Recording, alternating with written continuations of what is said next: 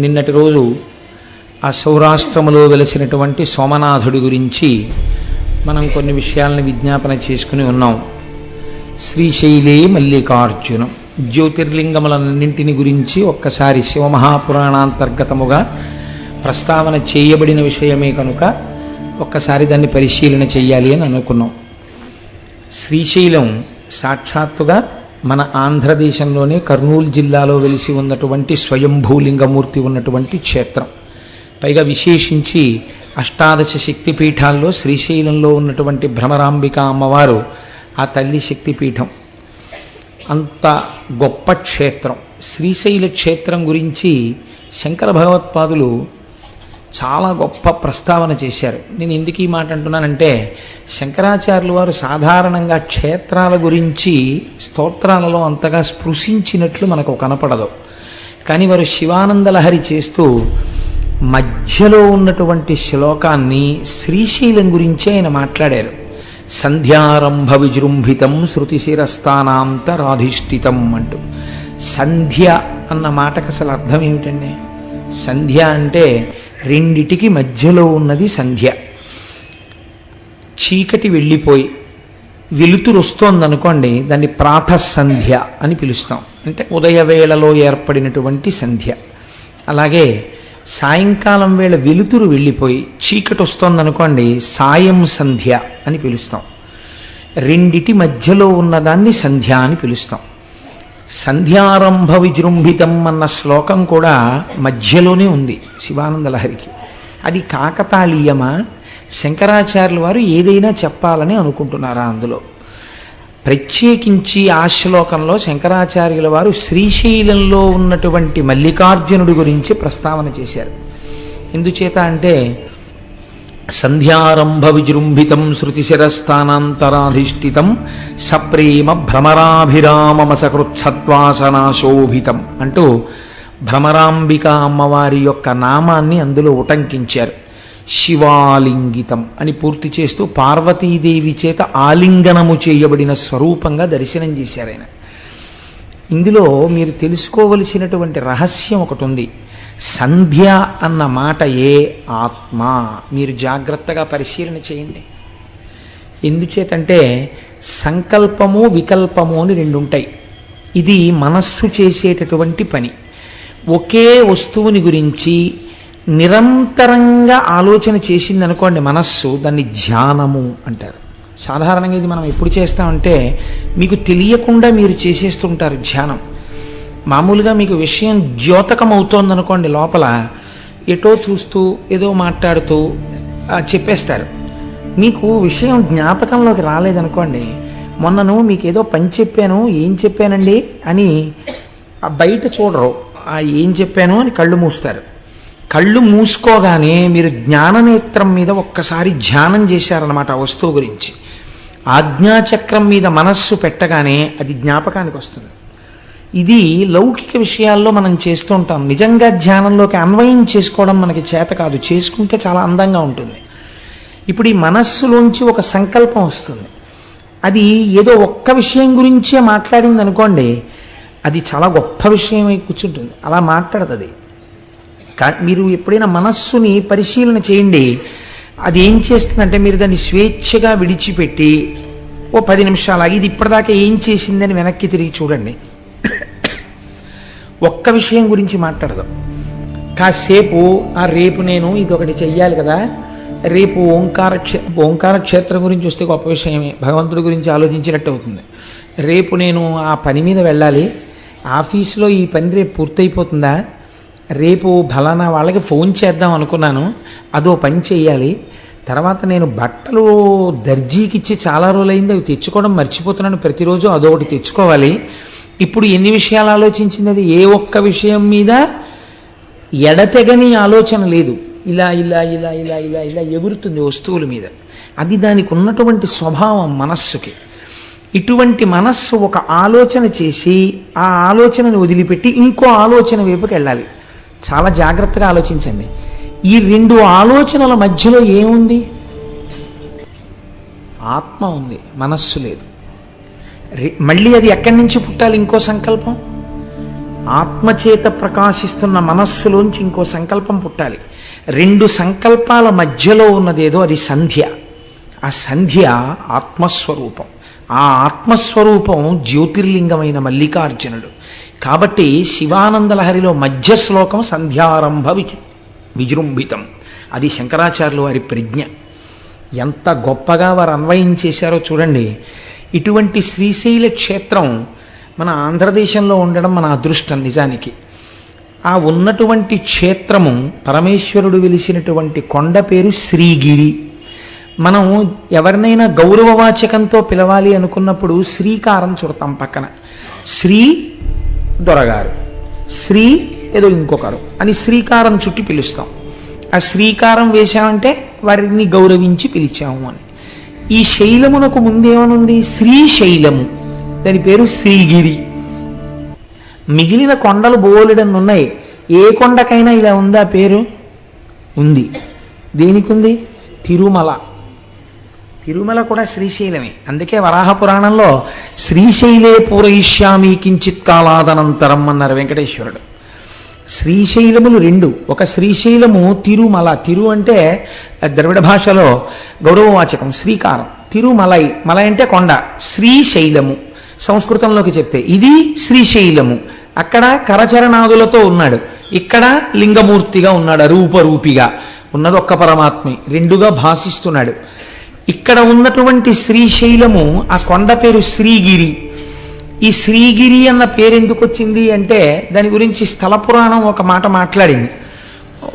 ఒక భక్తురాలు నేను ఈ కొండగా మారాలని కోరుకున్నది కాబట్టి ఆమె శైలముగా మారినది అని కాదు. దాని యొక్క తాత్వికమైన రహస్యం వేరు. కొన్ని పరమ పవిత్రమైనటువంటి కొండలు ఉంటాయి. ఈశ్వరుడు కోరి కోరి అక్కడ స్వయంభూగా వెలుస్తాడు. అలా వెలియాలంటే అది ప్రాకృతముగా ఉన్నటువంటి కొండ కాదు, దాని యందు ఏదో శక్తి ఉండాలి. మీరు చూడండి, మనకి ఒక మాట మాట్లాడుతుంటారు, శిలాభోగం స్థలాభోగం అంటారు. శిలాభోగం అంటే ప్రపంచంలో ఎన్నో శిలలు ఉంటాయి. ఏదో ఒక శిలని పట్టుకొచ్చి ఒక ఆయన చెక్కుతాడు, ఓ గుళ్ళో పెడతాడు. దానికి ఎన్ని అభిషేకాలో ఎన్ని పూజలో అది మూర్తి అయిపోయింది, శిలాభోగం. అంతకన్నా గొప్ప మూర్తిని చెక్కి ఇంకో గుళ్ళో పెడతారు, ఆ గుళ్ళోకి వెళ్ళేవాడు ఉండడం. శిలాభోగం అంటే దానికి లేదా అదృష్టం రాదు ఇక్కడికి భక్తులు అంటారు. స్థలాభోగం, మీరు కొన్ని కొన్ని స్థలాలు చూడండి, మహాత్ములు అడుగుపెట్టిన వేళా విశేషం ఏమిటో తెలియదు కానీ నేను విశాఖపట్నంలో చూశాను అలాంటి ఇల్లు. ఒక ఇల్లు ఉండేది, అంటే మా బంధువులే ఉండేవారు అందులో, అందుకని నాకు తెలుసు. చీకటి గుహ ఎలా ఉంటుందో గదులు అలా ఉండేవి ఆ ఇంట్లో. అంత చీకటి, అంత అలా ఉండేవి ఆ గదులన్నీ కూడాను. కానీ ఆ ఇంట మంగళతోరణం కట్టి మళ్ళీ మంగళతోరణం ఎండిపోయింది తీయడానికి టైం ఉండేది కాదు, మళ్ళీ తోరణం కట్టేసేవారు. ఎప్పుడూ శుభమే. ఆ ఇంట్లో ఎంత చిత్రం అంటే ఏదైనా శుభకార్యం జరగట్లేదంటే ఆ ఇంటికి వెళ్ళి ఓ 4 రోజులు ఉంటే శుభకార్యం అయిపోయేది. స్థలాభోగం, మీరు ఏమని చెప్పగలరు దానికి? స్థలాభోగం అనాలంతే. అంటే ఆ ఇంటికి ఏదో మహత్తరమైనటువంటి ఓ పెంకో ఏదో వచ్చేసింది అనమాట. ఆ స్థలం అటువంటిది, మనకి తెలియదండి ఒక్కొక్కసారి ఆ స్థలం అంత శక్తివంతమైందని మనం కనిపెట్టలేము, పెద్దలైతే కనిపెడతారు. శంకరాచార్యుల వారు పాదచారి అయి నడుస్తున్నప్పుడు ఒకానొక చోట వారు ఎండ నుంచి సేద తీరడం కోసమని కూర్చున్నారు. మంచి రోహిణీ కార్తె. అటువంటి సమయంలో ఒక కప్ప నీటిలోకి దూకలేకపోయింది, ఆ ఎండకి శోషించిపోయింది. పక్కన పుట్టలో ఒక పెద్ద నాగుపాము ఉంది. ఆ నాగుపాము పాకుతూ వచ్చి కప్పని మింగుతుందని శంకరాచార్యుల వారు చూస్తున్నారు. అది పడగ పట్టి ఆ పడగ నీటిలో కప్పకి విశ్రాంతినిచ్చింది. విశ్రాంతి తీసుకున్న కప్ప నీటిలోకి దూకింది. వెంటనే శంకరాచార్యుల వారు అంతర్ముఖులై చూశారు, ఒక నాగుపాము కప్పకి ఎందుకు పడగ పట్టింది, కాబట్టి ఈ స్థలానికి ఏదో ప్రాముఖ్యత ఉండాలి అని. అప్పుడు వారు లోపల అంతర్ముఖులై చూస్తే అది ఋష్యశృంగ మహర్షి తపస్సు చేసిన ప్రదేశం. అందుకే అక్కడ జీవులకు ఒకదాని పట్ల ఒకదానికి శత్రుభావన లేకుండా చెనకకుండా అంత సంతోషంగా కలసిమెలసి ఉంటున్నాయి. ఇంత పరమ పవిత్రమైన భూమి కనుక ఇక్కడే నేను మొట్టమొదటి పీఠాన్ని పెడతానన్నారు. అదే ఇవాళ మనం ఆరాధన చేసేటటువంటి శృంగగిరి పీఠం కర్ణాటకలో.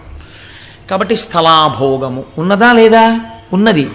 శ్రీగిరి అన్నప్పుడు అందులో శ్రీ శకార రకార ఈకారములు ఉన్నాయి. షకార రకార ఈకారములుంటే శ్రీమాత అని ప్రారంభమైంది లలితా సహస్రనామం. ఆ 3 అక్షరాలు బ్రహ్మశక్తి, విష్ణుశక్తి, రుద్రశక్తి, ఈ 3 శక్తుల్ని తెలియచేస్తాయి.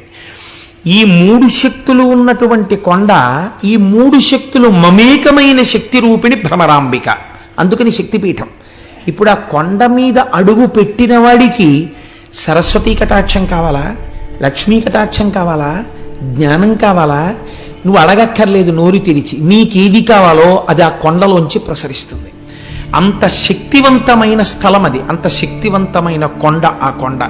అందుకే శంకరాచార్యులు వారి యోగరత్నావళి స్తవంలో ఓ మాట అంటారు, శ్రీశైల శృంగే వివిధ ప్రసంగే శేషాద్రి శృంగే సదా వసంతం తమర్జునం మల్లిక పూర్వమేనం శ్రీశైల శృంగ కుహరేషు కదోపలప్స్యే గాత్రం యదామలతాః పరివేశయంతి కర్ణే యదాః విరచయంతి ఖగాశ్చ నీడాస్ అంటూ సిద్ధిం తథావిధ మనోవిలయం సమాధౌ అన్నారు.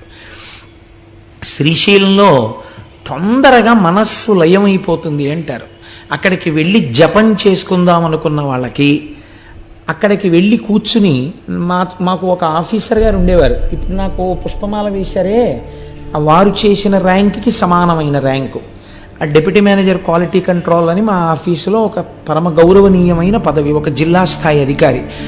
ఆయన పేరు అరుణ జటేశ్వరుడు, చాలా గొప్ప పేరు, ఎక్కడ ఉండదు అసలు. ఆయనే అరుణ జడాయ్ అని పిలుస్తుండేవారు. ఆయన పరమభక్తుడైన ఆయన శ్రీశైల క్షేత్రానికి వెళ్ళి భ్రమరాంబ అమ్మవారి దేవాలయపు గోడల దగ్గర కూర్చుని రుద్రాన్ని పారాయణ చేసి వస్తుండేవారు. అందుకే మహానుభావుడు ఒక పువ్వులా పనిచేసి ఒక పువ్వులా వెళ్ళిపోయారు ఆయన. మొన్ననే నాకు ఫోన్ చేశారు, ఈ మాట ఎప్పుడైనా వీలైతే ఒకసారి సభకి పిలిపిస్తాను వారిని, ఒకసారి రండి చెన్నై నుంచి అని. నేను ఎందుకు ప్రస్తావన చేశానంటే అక్కడ తొందరగా మనస్సు లయం అవుతుంది. సిద్ధిం తథావిధ మనోవిలయం సమాధౌ గాత్రం యదాహమలతాః పరివేశయంతి అంటారు శంకరాచార్యుల వారు. మీ మనస్సు లయమైపోతే మీకు బాహ్య ప్రపంచంతో సంబంధం ఉండదు. మీకు బాహ్య ప్రపంచంతో సంబంధం లేదు అని ముందు ఎవరు నమ్మాలి? తీగలు నమ్ముతాయి. తీగలు నేను వెళ్ళిలా కూర్చున్నా నన్ను చుట్టుకో, వీళ్ళు లేచి వెళ్ళిపోతాడని చుట్టుకోదు. కానీ ఒక కర్రపుల్ల ఇలా ఉందనుకోండి, తీగ వచ్చి చుట్టుకుంటుంది. అలాగే శ్రీశైలమునందు తొందరగా సమాధిలోకి వెళ్ళిపోతారు కాబట్టి అక్కడ తీగలు అల్లుకుని ఉంటాయిట. ఎన్ని ఓషధులకు ఆలవాలము శ్రీశైల పర్వతం. అసలు అన్నింటికన్నా ఆశ్చర్యం అండి, శ్రీశైలానికి దగ్గరలో ఒక క్షేత్రం ఉంది, అక్కడ అమ్మవారు ఉన్నారు, సిద్ధేశ్వరం అనుకుంటాను నాకు జ్ఞాపకం ఉన్నంత వరకు. మీరు అమ్మవారికి బొట్టు పెట్టచ్చు. అక్కడ మీరు అమ్మవారికి కుంకుమ బొట్టు పెడితే శిలామూర్తిగా ఉండదు, నుదురు మెత్తగా తగులుతుంది, వేలు పెట్టినప్పుడు మీ ఒళ్ళు పులకరిస్తుంది. శ్రీశైలం ఎన్ని రకాల ఉపాసనలకో ఆలవాలము, అంత గొప్ప క్షేత్రం శ్రీశైలం. అటువంటి శ్రీశైలంలో ఆ శ్రీశైల పర్వతం మీద పరమశివుడు స్వయంభూమూర్తిగా వెలిశాడు. మీరు చూడండి, ఎందుకు వెలియాలి? ఏదో కారణం ఉండాలి కదండి. నిన్న సౌరాష్ట్రే సోమనాథంచ ఒక కారణం కనపడింది, ఇక్కడ కూడా ఒక కారణం ఏమైనా ఉందా అంటే శ్రీశైలంలో ఎందుకు పరమశివుడు వెలయవలసి వచ్చింది అన్న దాని గురించి పెద్దలు ఒక హేతువుని చెప్తారు. క్రౌంచేన పర్వతే దూరంగతే తస్మిన్ స్వపుత్రకే తేచ తత్ర సమాసీనౌ జ్యోతిరూపం సమాశ్రితౌ పుత్ర స్నేహాతురౌతౌ వై శివౌ పర్వణి పర్వణి దర్శనార్థం కుమారస్య స్వపుత్రస్య గచ్చతః అమావాస్యాం దిశే శంభు స్వయం గచ్చతి తత్ర పౌర్ణమాసే దినే తత్ర పార్వతీ గచ్చతి ధ్రువం.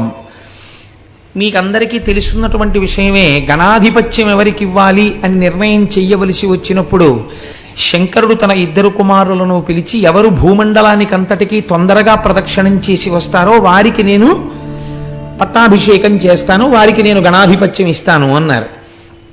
అంటే గబగబా బయలుదేరాడు సుబ్రహ్మణ్యేశ్వర స్వామి. వారిది నెమలి వాహనం కాబట్టి గబగబా వెళ్ళి భూమండలంలో ఉన్న దేవాలయాలన్నిటినీ దర్శనం చేసుకుంటూ వస్తున్నాడు. ప్రదక్షిణం అంటే అది బాగా గుర్తుపెట్టుకోండి. సాధారణంగా మనం ఈ కథని కథగా చెప్పేస్తాం. ఆయన ఏమన్నాడు పరమశివుడు? ప్రదక్షిణం చేసి రమ్మన్నాడు. ప్రదక్షిణం చేసి రమ్మంటే గుళ్ళల్లోకి ఎందుకంటే సుబ్రహ్మణ్యేశ్వర స్వామి వారు గిరగిరా తిరిగేసి వచ్చేయకూడదు ఏంటి? ఓ విమానం తిరిగేసినట్టు ఏరియల్ వ్యూ అంటాం కదా మనం, అలా నెమలి వాహనం ఎక్క అలా తిరిగిలా వచ్చేస్తే బాగుంటుంది కదా. ప్రతి గుళ్ళోకి వెళ్ళాడు ఆయన. ప్రతి గుళ్ళోకి వెడితే ఆయనకి ఏం కనపడేదంటే ఈయన గుళ్ళోకి వెళ్ళేటప్పటికీ విఘ్నేశ్వరుడు బయటికి వెడుతున్నట్టు కనపడేది. అయ్యో అన్న ఇదేంట్రా నాకన్నా ముందే బయటికి వెళ్ళిపోతున్నాడు, ఎలా వెళ్ళిపోతున్నాడు రా అనుకునేవాడు ఆయన. ప్రతి గుళ్ళోనూ ఈయన వెళ్ళడం, ఆయన బయటికి వెళ్ళడం. అదేంటి, ఎందుకు అసలు సుబ్రహ్మణ్యుడు గుళ్ళల్లోకి తిరగడం? ఆయన చెప్పాడా పరమశివుడు నువ్వు గుళ్ళల్లోకి వెళ్ళిరా, భూమండలం మీద ఉన్న గుళ్ళన్నీ చూసిరా అని చెప్పాడా? ప్రదక్షిణం చేసిరా అని చెప్పాడా? ప్రదక్షిణం చేసిరా అని చెప్పాడు. ప్రదక్షిణం చేసిరా అంటే గుళ్ళల్లోకి ఎందుకంటే వెళ్ళడం? అదే ప్రదక్షిణం అంటే. ప్రదక్షిణం అంటే ఏమిటో తెలుసా అండి? దేవాలయంలో ప్రదక్షిణం చేసేటప్పుడు లోపల ఉన్న మూర్తి మిమ్మల్ని పరిశీలన చేస్తాడు. నన్ను నమ్ముకున్నటువంటి మహాభక్తులందరూ నా దేవాలయంలో కొలువు తీరి ఉన్నారు, వీరికి నమస్కరించి వీరి అనుగ్రహంతో నా దగ్గరికి వస్తాడా, వీళ్ళంతటి వాళ్ళు వీళ్ళెందుకని నా దగ్గరికి వస్తాడా చూద్దామని వీళ్ళని వదిలి లోపలికెళ్ళిన వాడిని చూడగానే ఇలా మొహం తిప్పుతాట పరమేశ్వరుడు. కాబట్టి మీకు ఆ ఈశాన్యలింగం అని ఉంది అరుణాచలంలో. అరుణాచలంలో ఈశాన్యలింగం దగ్గర నందీశ్వరుడు ఇలా ఉంటాడు. మొన్న మేము వెళ్ళినప్పుడు ఆయన ఎందుకు అలా మొహం పక్కకి తిప్పుకొని ఉన్నాడు అని అడిగితే ఆయన తమిళంలో చెప్తే ఏదో వచ్చిన వాళ్ళు ఎవరో దాన్ని తర్జుమా చేశారు. ఒక మహాభక్తుడు ఒక ఆయన, కొంతమంది భక్తులు పల్లెటూరు నుంచి వచ్చారు కానీ వాళ్ళు పరమభక్తులు. వాళ్ళు వచ్చి దర్శనం చేసుకుందాం అంటే నంది అడ్డొచ్చింది. అడ్డొస్తే వాళ్ళు శివుడికి చెప్పారు, ఈశ్వర నీ దర్శనం చేసుకుందాం అంటే నంది అడ్డొస్తోందని. ఆయన అన్నాడు, నా భక్తులకు కనపడే వరకు కాసేపు మొహం అలా పక్కకి తిప్పన్నాడు. అందుకని ఇలా పెట్టాడు ఆయన. మళ్ళీ నువ్వు ఇటు తిప్పచ్చు అనలేదు, ఏమో ఇలాంటి వాళ్ళు ఇంకా వస్తారేమో అలా ఉండు కాసేపు అన్నట్టే లెక్క. అందుకని అలాగే ఉన్నాడు ఈశాన్యలింగం. కాబట్టి చూడండి, భక్తుల పట్ల ఆయన ఎంత ప్రీతి వహించి ఉంటాడో చూడండి. లోపల భక్తి ఉంటే ఆయన దాన్ని గమనిస్తాడు. ప్రదక్షిణం అంటే దేవాలయాలలోకి వెళ్ళి చేసినది ప్రదక్షిణం. అరుణాచల శైలమునకైనా సరే అరుణగిరి ప్రదక్షిణం చేసేటప్పుడు దేవాలయాల్ని విడిచిపెట్టి మీరు కొండ చుట్టూ తిరిగితే అది ప్రదక్షిణం అవుతుందని నేను అనుకోవట్లేదు. ఎందుకంటే అలా శాస్త్రం మాట్లాడలేదు కనుక. లేకపోతే తలుపులు తీసి అర్ధరాత్రి వేళ కూడా లింగ దర్శనం అయ్యేటట్టుగా అరుణాచలంలో ఎందుకు ఉంచుతున్నారు? మీరు వెళ్ళితేనే ప్రదక్షిణం పూర్తవుతుందని. మీరు వదిలిపెడితే ప్రదక్షిణం ఎలా అయింది? అది మీరు దేవాలయ సహితంగా చేసిందే ప్రదక్షిణం. మీరు లోపల తిరిగినప్పుడు కూడా ఆళ్వారులు ఉంటారు విష్ణువాలయం అయితే, నాయనారులు ఉంటారు శివాలయం అయితే, మీరు ప్రదక్షిణ పురస్సరంగా వెళ్ళాలి. చాలామంది ప్రధాన దేవత దగ్గరికి వెళ్ళి వస్తారు, దానివల్ల ఈశ్వర అనుగ్రహం కలుగుతుందని నేను అనుకోవట్లేదు. మీకు భూమండల ప్రదక్షిణంలో విఘ్నేశ్వరుడు చేసిన ప్రదక్షిణమే దానికి ప్రమాణం. ఇంతలోకి ఆయన పాపం పోన్లే అన్నయ్య కన్నా ముందుకెడతానేమో అని పరిగెత్తాడు కైలాసం దగ్గరికి వచ్చాడు. ఈయన ఏం చేశాడు? గణపతి నిజంగా వెళ్ళారు ఆయన సూక్ష్మంలో మోక్షం అంటారు చూసారా, అటువంటిది ఒకటి చేశాడు. అన్ని వేళలా చెయ్యకూడదు, ఎప్పుడు నిజంగా మీరు చేయలేరో అప్పుడు చెయ్యాలి దాన్ని. శ్రీరామ రామ రామేతి రమే రామే మనోరమే సహస్రనామ తత్తుల్యం రామనామవరాననే నిజమే. శ్రీరామ శ్రీరామ శ్రీరామ అంటే విష్ణు సహస్రం చెప్పినట్టు. అందుకని పూజంతా మానేసి 3 మాటలని వెళ్ళిపోతానంటే కుదరదు. నిజంగా మీకు అంత టైం లేని పరిస్థితి వచ్చినప్పుడు శ్రీరామ శ్రీరామ శ్రీరామనమని. పాపం నెమలి వాహనము లేదు, స్థూలకాయం ఎలక వాహనం, నేను తిరగలేనేమో అనుకుని అన్ని విధాలా బేరీజు వేసుకున్నప్పుడు ఆయన ఏం చేశాడంటే, నాన్నగారు తల్లిదండ్రులకు చేసినటువంటి ప్రదక్షిణం భూమండలానికి చేసిన ప్రదక్షిణంతో సమానం, కాబట్టి నేను మీకే ప్రదక్షిణం చేసి మీకే నమస్కరిస్తున్నాను, అశక్తుడను కనుక. ఈయన అశక్తుడే, అలా సుబ్రహ్మణ్యుడితో సమానంగా వెళ్ళడానికి ఎవరు అంగీకరించాలి? సర్వజ్ఞుడైన శంకరుడు అంగీకరించాలి. ఈ బుద్ధి కుశలత ప్రదర్శించాడు, గణాధిపత్యం ఇచ్చారు. చిన్నపిల్లలకి మంకుతనం ఉంటుంది కదండి, అందులో నువ్వు ఓడిపోయావురా అన్నారనుకోండి చాలా బాధగా ఉంటుంది. అంతవరకు ఎందుకంటే ఓ బస్సులో ఆడపిల్లలు మగపిల్లలు కలిసి వెళ్తున్నప్పుడు అంత్యాక్షరి పెట్టి గెలిచారని మగపిల్లలకి ప్రైజ్ వస్తే పెద్ద అల్లరైపోతుంది. ఆడపిల్లలకి ఇస్తే మగపిల్లలందరూ మొహాలు ముడిచేసుకున్నారు మేము మనం వెళ్ళినప్పుడు. అంటే అదో ముచ్చటనుకోండి. ఎందుచేత అంటే ఓడిపోయావు అనేటప్పటికీ అది జీర్ణం కాదు, ఆ మాట వాళ్ళు అంగీకరించలేదు. అందుకే మనం ఇంగ్లీష్లో దానికి ఒక చమత్కారమైన మాట రన్నర్స్ అప్ అని పెట్టారు. ఏమిటో అంటే ఓడిపోయిన వారు అని అనకుండా ఇదేంటి వీరిని గెలిచిన వారు వారు, వారిని గెలిపించిన వారు వీరు అని ప్రైజ్ ఇచ్చారనుకోండి బహుశా సంతోషిస్తారేమో, ఓ మర్యాద ఉంది కాబట్టి. కనుక ఇప్పుడు సుబ్రహ్మణ్యుడు ఓడిపోయాడు, పెద్ద ఆయన గెలిచాడు, అందుకని వాడికి నేను పట్టాభిషేకం చేస్తున్నాను రా అన్నారు. అంటే అది అంగీకరించలేని అజ్ఞాని సుబ్రహ్మణ్యుడు కాడు. కానీ నాన్నగారు ఆయన ఈ ధర్మ సూక్ష్మం ఒకటి ఉంది శాస్త్రంలో అని చెప్పేసి అంగీకరించేసి ఆ అన్నయ్యకి చేసేశారు. అన్నయ్యకి చేసేశారని ఆయన బాధ కాదండో, అన్నయ్యకి చేసేశారని బాధ అయితే రావణాసురుడు కుబేరుడి మీద యుద్ధానికి వెళ్ళినట్టు యుద్ధానికి వెళ్ళాలి. ఆయనకి అది కాదు బాధ. ఓటమి వలన కలిగినటువంటి చిన్ని అక్కసు. చంటి పిల్లాడు కదండి సుబ్రహ్మణ్యుడు అంటే, ఆ మాత్రం లేకపోతే అందమే ఉంటుందండి పిల్లల దగ్గర. 70 ఏళ్ళు వచ్చినా పిల్లాడు అమ్మ దగ్గరికి వెళ్ళినప్పుడు అమ్మే, నాన్నగారి దగ్గరికి వెళ్ళినప్పుడు నాన్నగారే. పిల్లలు తల్లిదండ్రుల దగ్గర అలాగే ఉంటారు. అందుకని చిన్న కోపం వచ్చింది. కోపం వచ్చి నేను వెళ్ళిపోతున్నానని వెళ్ళిపోయాడు. ఎక్కడికి వెళ్ళిపోయాడు? ఎక్కడికి వెళ్ళిపోయినా తెలుస్తుంది వాళ్ళకి. వాళ్ళకి తెలియదు ఏంటి సర్వజ్ఞులు పార్వతీ పరమేశ్వర్ల కనుక చూశారు ఎక్కడికి వెళ్ళాడు వీడని. ఇంట్లో ఫంక్షన్ అయిపోయింది, పట్టాభిషేకం. ఓసారి వీడి దగ్గరికి వెడదాం రమ్మని కబురు చేశారు. రే నాన్న వచ్చి, అదేమిట్రా? నేను రాను అన్నాడు. పిల్లలు చూడండి మూతి పుడుచుకుని మీద ఎక్కి కూర్చుంటారు. నేను రాను ఇంట్లోకి అంటారు.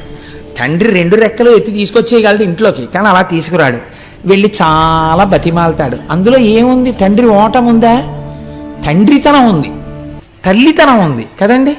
ఇప్పుడు మీకు శ్రీశైల క్షేత్రం వింటే ఏమర్థం అవుతోంది? శివలింగాన్ని చూడగానే మీకు ఎంత పులకరింత రావాలి, నువ్వు మా తండ్రివి. అందుకని కదా ఇంత బతిమాలడమా సుబ్రహ్మణ్యుడి కోసం. అందుకని పార్వతీ పరమేశ్వరులు ఇద్దరూ కైలాస పర్వతం నుంచి సుబ్రహ్మణ్యుడి కోసం వచ్చారు. చూడండి, ఈ అరుగు మీద పిల్లాడు కూర్చుంటే దెబ్బలాడిన నాన్నగారి మీద కోపం వచ్చి పిల్లాడు అక్కడ కూర్చుంటే నాన్నగారు వెళ్ళి ఇలా పక్కన కూర్చుని ఏదో చెప్దాం అనుకునే వాళ్ళకి వాళ్ళు లేచి మళ్ళీ ఈ అరుగు మీదకి వెళ్ళిపోతాడు. అలా సుబ్రహ్మణ్యుడు ఓ 24 క్రోసులు ముందుకు వెళ్ళిపోయాడు. వెళ్ళిపోతే శంకరుడు ఎక్కడికి వెళ్ళి కూర్చున్నాడు? ఆయన వెళ్ళి మల్లెతీగల చేత చుట్టుకోబడినటువంటి ఒక అర్జున వృక్షం కింద ఆయన కూర్చున్నాడు. ఆయన వెడితే అమ్మగారు ఊరుకుంటుంది ఏంటి? ఆవిడ మహాపతివ్రత. ఆవిడ కూడా గబగబా వెళ్ళింది పక్కకి. వెళ్ళి ఆవిడ కూర్చుంది. ఏమిటండి వీడు మగ్గుతనం? మీ అంతటా ఆయన అసలు ఏం బొత్తిగా బుద్ధి లేదు, ఏం చిన్నవారా చితకవారా? ఏమిటి మీ పెద్దరికం తెలుసుకోకుండా ఏమిటి మీరే బతిమాలు వస్తే వాడు వెళ్ళిపోవడం ఏమిటి అంది. పోన్లేదు పిల్లాడు అన్నారు. అని మొట్టమొదట అమావాస్య రాగానే చీకటి కదా, కొత్త ప్రదేశం కదా, ఒక్కడు ఎలా ఉన్నాడో ఏమిటో అని ముందు శంకరుడు వెళ్ళాట. వెళ్ళి అయిపోయింది, అప్పటికి ఆలక తీరిపోయింది. వెళ్ళిపోయి అదే దండాయుధపాణి అంటారు ఆయన. వెళ్ళి ఆ పిల్లాడి దగ్గర కూర్చుని ఏంట్రా నాన్న ఇలా వచ్చావు అంటే అప్పటికి ఆయన మహాజ్ఞానిగా నిలబడ్డాడు. అంటే కోపం పోయింది. ఆ క్షేత్రం మనం దర్శనం చేస్తాం. అందుకే ఈయన అమావాస్య నాడు వెళ్ళి దర్శనం చేసి వస్తారు. ప్రతి పౌర్ణమి నాడు అమ్మవారు వెళ్ళి దర్శనం చేసి మళ్ళీ వస్తుంటుంది శ్రీశైలానికి. పిల్లాడికి దగ్గరలో ఉన్నామనిపించుకోవడానికి అక్కడే ఉండి చక్కగా ఇద్దరిని చూస్తూ ఆ సుబ్రహ్మణ్యుణ్ణి చూసుకుంటూ ఎలాగో వచ్చాం కదా ఈ క్షేత్రానికి, ఇక్కడ చక్కగా ఈ మల్లె చెట్టు కిందకు వచ్చాం కదా అని పిలిచారు.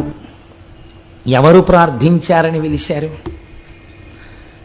ఇందులోనే మీరు శ్రీశైలానికి సంబంధించినటువంటి ఒక గొప్ప రహస్యాన్ని పట్టుకోవాలి. సుబ్రహ్మణ్యుడు అలిగితే తండ్రితనం చూపించి వచ్చాడైన. సుబ్రహ్మణ్యుడు అలిగితే తల్లితనం చూపించి వచ్చాడైన. మీరు కూడా అలక చేతనో అజ్ఞానం చేతనో అబ్బెబ్బే భగవంతుడు ఎక్కడండి, అన్నీ నేనే ఈ శరీరం చూపించుకుని భగవంతుడికి దూరం అయిపోయాం మనం కూడా కదండి. ఇలా దూరం అయిపోయిన వాళ్ళు ఎవరైనా ఉంటే వాళ్ళ దగ్గరికి నేనే వెళ్ళిపోతానని చెప్పొచ్చి ఆయన శ్రీశైలంలో కూర్చున్నాడు. దూరం అయిపోయిన వాళ్ళని వెతుక్కుంటూ ఆయన వస్తే ఆయన మా అమ్మా నాన్నగారు అక్కడ కూర్చున్నారు అనుకుని మీరే శ్రీశైలం వెళ్ళారనుకోండి, ఎంత సంతోషపడిపోతాడండి. నా పిల్లలు చూడవే, కడుపున పుట్టిన వాడికన్నా వీళ్ళు నా పిల్లలే చూడు, నా కోసం వచ్చాడు అని పొంగిపోతాట. అందుకే శ్రీశైల మల్లికార్జునుడిది ధూళి దర్శనం. ధూళి దర్శనం అంటే మీరు కాకినాడలో బయలుదేరి శ్రీశైలం వెళ్లే లోపల ఓ 10 గంటలో 15 గంటలో నిద్రపోతారు. ఏ బట్టలో కట్టుకుని ఏ హోటల్లోకో వెళ్ళి అన్నం తినేస్తారు. ఆ పచ్చడి గిచ్చడి మీద పోసేసుకుంటారు. ఓ 2 మాటలు మూత్ర విసర్జన చేసేస్తారు. ఇంకో మాట అవసరమైతే ఇంకొక శంక కూడా తీర్చుకుంటారు. ఆ బట్టలతో శ్రీశైలం కొండ మీద కడతారు. వెళ్ళిన తర్వాత మీరు ఒక కాటేజ్ ఏదో తీసుకుని లోపలికి వెళ్ళి స్నానం చేసి శౌచంతో వెళ్ళి శివలింగాన్ని ముట్టుకున్నారు అనుకోండి, కొంచెం చిన్నబుచ్చుకుంటాడు ఆయన.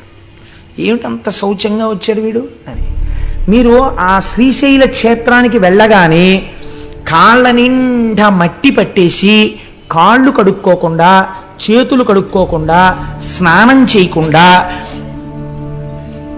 పూర్తి చేసుకున్న శరీరంతో అనగా దూరదేశం నుంచి వెళుతున్నారనుకోండి, ఎంత అశౌచం అండి. మరి మలమూత్ర విసర్జన చేసిన శరీరం ఎంత అశౌచంతో కూడుకున్నది. పైగా మీరు కొంతసేపు నిద్రపోయారు బస్సులో, రైల్లో. నిద్ర ఎంత అశౌచం వస్తుంది. ఎందుకంటే కొన్ని శరీరంలోంచి విసర్జింపబడవలసినవి బయటికి వస్తాయి. నిద్రపోతే పుసులు కడతాయి కళ్ళు. ఇటువంటివన్నీ ఏర్పడినప్పుడు మళ్ళీ స్నానం చేసి కానీ దేవాలయంలోకి వెళ్ళకూడదు. మీరు ఇన్ని అశౌచాలు దగ్గర పెట్టుకుని కాటేజీలో పెట్లు పారేసి ఈ మట్టి చేతులతో ఈ మట్టి కాళ్లతో వీలైతే ఇంకోసారి శ్రీశైలం కొండ మీద ఒక కప్పు టీ తాగకపోతే ఉండలేనని తాగేసి కాళ్ళు కడుక్కోకుండా శ్రీశైలం గుడి దగ్గరికి వెళ్ళి ధూళి దర్శనానికి వచ్చామండి అని లోపలికి వెళ్ళి ఈ మట్టి కాళ్లతో మోకాళ్ళ మీద కూర్చుని మట్టి చేతులతో శివలింగాన్ని ముట్టుకుని చెమట పట్టేసిన మొహంతో శివలింగం మీద తల తాటిస్తే పొంగిపోతాట ఆయన. వీడు రానా కొడుకంటట, సర్వకామ్య సిద్ధినిస్తాట. దీన్ని ధూళి దర్శనం అంటారు శ్రీశైలంలో. శ్రీశైలంలో మీరు అందుకే దేవాలయం దగ్గరికి వెళ్ళి ఫలానా చోటు నుంచి వచ్చామండి ధూళి దర్శనానికి వచ్చామంటే లోపలికి వెళ్ళిపోండి అంటారు. నేను ఎన్నో మాటలు శ్రీశైలంలో అలా ధూళి దర్శనం చేశాను. కాబట్టి ధూళి దర్శనం శ్రీశైలంలో చెయ్యాలి. ఎందుకు చెయ్యాలి అంటే, ఉదాహరణకి అంటే మీకు అర్థం అవడం కోసం చెప్తున్నాను సుమండి. 10 మాటలు కోటేశ్వరరావు ఎందుకు స్వవిషయం ప్రస్తావన చేస్తాడు అని మీరు అనుకోకండి. నా కొడుకు ఎక్కడో దూరంగా ఉండి చదువుకుంటున్నాడు అనుకోండి. ఒక రాత్రంతా బెర్త్ మీద నిద్రపోయి ముందు రోజు 3 గంటలకి రైలు ఎక్కి ఏ రైల్వే స్టేషన్లో కనపడినటువంటి పదార్థమో ఎడం చేతిలో పెట్టుకుని కుడి చేత్తో తినేసి అవన్నీ మీద పడిపోయిన చట్నీ మరకలతోటి ఆ చెమట పట్టేసిన మొహంతో ఆ రైలు దిగి అనుకోకుండా వాడి ఇంటికి వచ్చి తలుపు కొడితే నేను వెళ్ళి ఇలా తలుపు తీశాను అనుకోండి. తలుపు తీస్తే నా కొడుకు కనపడ్డాడు అనుకోండి. ఏమిట్రా ఇలా వచ్చావు అనుకోకుండా అన్నాను అనుకోండి. నాన్నగారండి నాకు గత వారం మీరు కల్లోకి వచ్చారు నాన్నగారండి, అందుకని 2 రోజులు అనుకోకుండా సెలవులు వచ్చాయి, ఇక్కడ ఏదో స్థానికంగా ఎన్నికలు జరుగుతున్నాయి సెలవులు ఇచ్చారు, మిమ్మల్ని చూడాలనిపించి వచ్చేసాను నాన్నగారండి అన్నాడు అనుకోండి. అని నా కొడుకు నన్ను గట్టిగా పట్టుకున్నాడు అనుకోండి.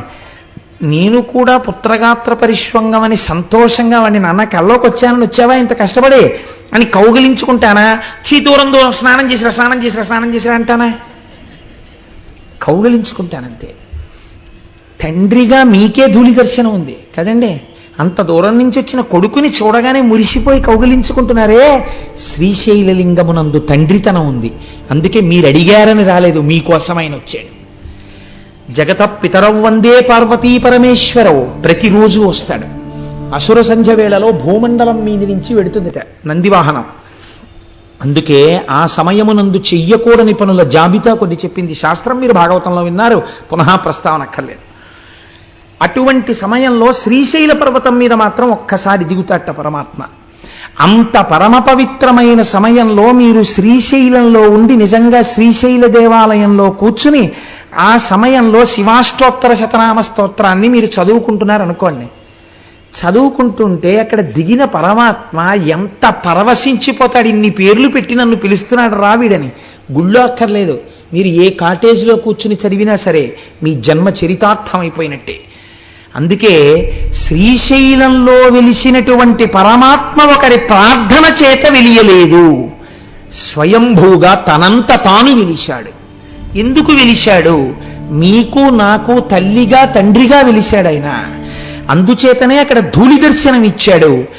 అందరికన్నా చేతకాని వారెవరో వారి చేత పూజలు అందుకుంటాడు. తెలుసా అండి? ఇప్పుడంటే లేదండి. ఇప్పుడు ఒక్కొక్కటి మోడర్నైజ్ అయిపోయి దేవాలయాలు కూడా కొంచెం ఇదిగా ఉంది. కానీ నేను ఒకనొకప్పుడు ఇంటర్మీడియట్ చదువుకునే రోజుల నుంచి, అనగా ఇంచుమించు 1973-75 ప్రాంతాల నుంచి శ్రీశైలం వెళ్ళినటువంటి సందర్భాలలో సుప్రభాత దర్శనం కోసమని వెంపర్లాడి పరిగెత్తేవాడిని. ఆ రోజుల్లో చెంచులు వచ్చేవారు. చెంచులు వచ్చి ఎంతంత డప్పు నిజంగా. నేను నా భార్య నా పెళ్ళయిన తర్వాత కూడా అస్తమానం శ్రీశైలం వెళ్ళేవాళ్ళం. పెద్ద డప్పులు, ఇంతంత డప్పులు పట్టుకొచ్చి పెట్టుకుని అర్చక స్వాములు ప్రాతస్మరామిగ ననాద మనాద బంధుం సింధూరపూరప దిశోభిత గండ యుగ్మం ఉద్దండ విఘ్న పరిఖండ నచండ దండ మాఖండలాదిసురనాయక బృందవంద్యం అన్న సుప్రభాతం చదివి తెర తీసి శివలింగ దర్శనం అయ్యే ముందు ఎవ్వరూ చూడకండి, ముందు దర్శనం నందికే నందికే నందికే అని చెప్పేవారు. తెర తీయగానే నిజంగా ఈ చెంచులు ఆనందంతో వాయించేవారు. వెన్నుపాములోంచి పులకరింతలు వచ్చేసేవి నిజంగా ఆ వాయిద్యాలు వింటుంటే. అంత సంతోషంతో మల్లన్న మల్లన్న ఓచివిటి మల్లన్న మల్లన్న మల్లన్న ఓచివిటి మల్లన్న నడిచేవారు. ఆయనకి అదో పేరండి, చెవిటి మల్లన్న నరిస్తే పొంగిపోతాట శ్రీశైలం వెళ్ళి. భగవంతుడికి ఏమైనా మంచి పేర్లు ఉంటాయి, ఓ శివ అంటారు, ఓ శంకర అంటారు, చెవిటి మల్లన్న ఏమిటండి? అక్కడికి వెళ్ళోసారి ఓ చెవిటి మల్లన్న విన్నావా అంటే పొంగిపోతాట ఆయన. ఆయనకి అదో పేరు శ్రీ మల్లికార్జునుడికి. ఎక్కడైనా విన్నారా మీరు ఇటువంటి చేష్టితం? ఏమిటి సౌలభ్యం పరమాత్మది అంటే, ఒక భక్తుడు ఒకడు నువ్వు నన్ను రక్షించి కాపాడు సుమా అన్నాడు, ఏమీ తెలియని అమాయకపు భక్తుడు. అలాగే ఉంది శివలింగం. బయటికి వచ్చి మళ్ళీ చెప్పాడు, నేను చెప్పింది విన్నావా, నిన్ను నమ్ముకుని వచ్చాను తండ్రివని, చెయ్యాలి సుమా అన్నాడు. అలాగే ఉంది శివలింగం. విన్నాడా అని అనుమానం వచ్చింది. లోపలికి జనం వెళ్తున్నారు వస్తున్నారు, నేను చెప్తున్నాను విన్నాడంటావా, ఓ చెవిటి మల్లన్నా విన్నావా అన్నాడు. వెంటనే బాబాయ్ వీడు ఇంకో మాట అనకుండా తీర్చేద్దామని కోరిక తీర్చేసేట. అప్పటి నుంచి ఇప్పటి వరకు చెవిటి మల్లన్న అన్న బాబాయ్ విన్నాను రోయ్ అంటట. తండ్రిని చూడండి మీరు, తండ్రి మహాప్రాజ్ఞుడు, అందరి చేత నమస్కరింపబడేవాడు, లోకపూజితుడు. అటువంటి తండ్రి కుర్చీలో కూర్చుని ఉంటాడు. ఆయనతో మాట్లాడడానికి పెద్దలైన వారు వచ్చి గదిలో కూర్చుని ఉంటారు, వాళ్ళతో మాట్లాడుతుంటాడు. ఓ 3 ఏళ్ల మనవడు, వాడికి ఏం తెలియదు, వచ్చి తాతగారండి తాతగారండి అంటే, లేకపోతే కొడుకు అనుకోండి పోని, నాన్నగారండి నాన్నగారండి నాన్నగారండి అని పిలుస్తాడు. ఉండు ఉండు మాట్లాడుతున్నాను కదా కాసేపు అలా ఉండు అంటాడు తండ్రి.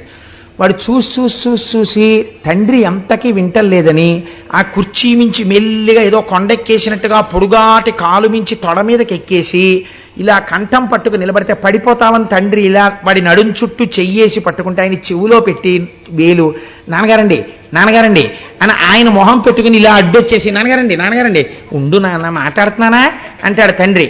అంటుంటే ఆఖరికి నాన్నగారండి అని ఇలా కొడతారు. బా ఏమిట్రా అంటాడు తండ్రి. అంతేగాని పోలీస్ స్టేషన్లో కేసు ఎట్టేస్తాడు ఏంటి?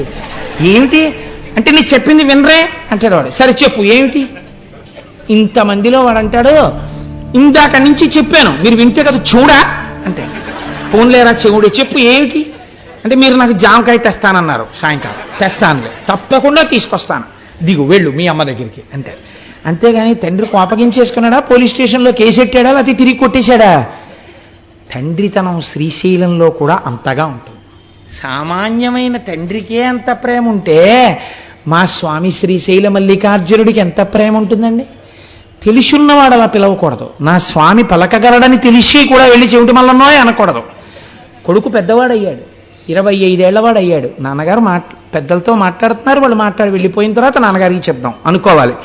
అంతేగాని 25 ఏళ్ళు ఒంటికొచ్చి కూడా 2 ఏళ్లప్పుడు నువ్వు నన్ను చెవుడా అన్నావురా అన్నాడని 25 ఏళ్ళు వచ్చినా 10 మందిలోకి వచ్చి మీకు చెవుడా అంటాడా? వాడు నా కోసం వచ్చినవాడు, ఎంత నా మీద ప్రేమ ఉన్నవాడు.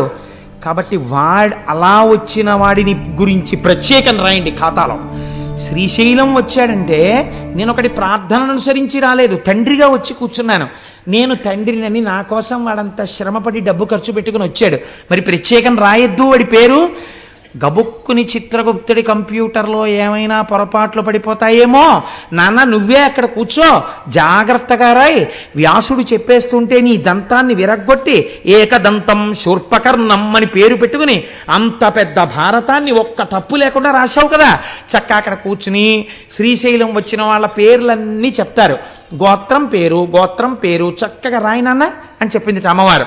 అమ్మవారు ఏం చెప్తే చేస్తారు. ఆ కొడుకులిద్దరూ మంచి కొడుకులు, విన్నారు కదా మన మూక పంచశతిలో. అదే మూకశంకరులు అడిగారు, నీకు ఎవరి మీద కావాలమ్మా నీ కారుణ్యం? కొడుకులిద్దరూ వృద్ధిలోకి వచ్చేశారు, భర్త మహానుభావుడు లోక పూజితుడు, ఇంకా కారుణ్యం నీ బిడ్డలకక్కల్లా నీ భర్తకక్కల్లా, ఇంకెవరికి మా మీద ఉలకబోసాయన్నారు.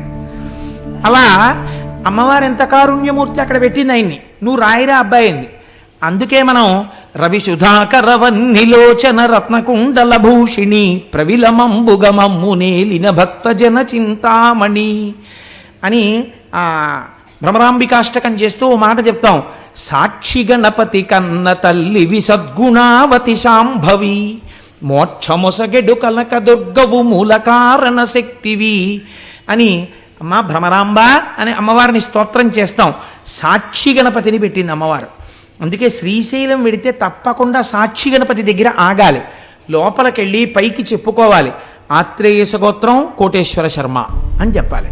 ఆయన టకటకగా రాసేసుకుంటాడు. స్వామి కృతజ్ఞుడను అని బయటికి రావాలి. ఒకవేళ రేపు పొద్దున్న ఉత్తరోత్తర ఏమైనా పొరపాటు పడిపోయినా చీనోరుమై నువ్వు ఎప్పుడు వెళ్ళావు అంటే ఈయనకు అభాల్లో చెప్తాడు, లేదు వాడు వచ్చాడు అని చెప్తారు.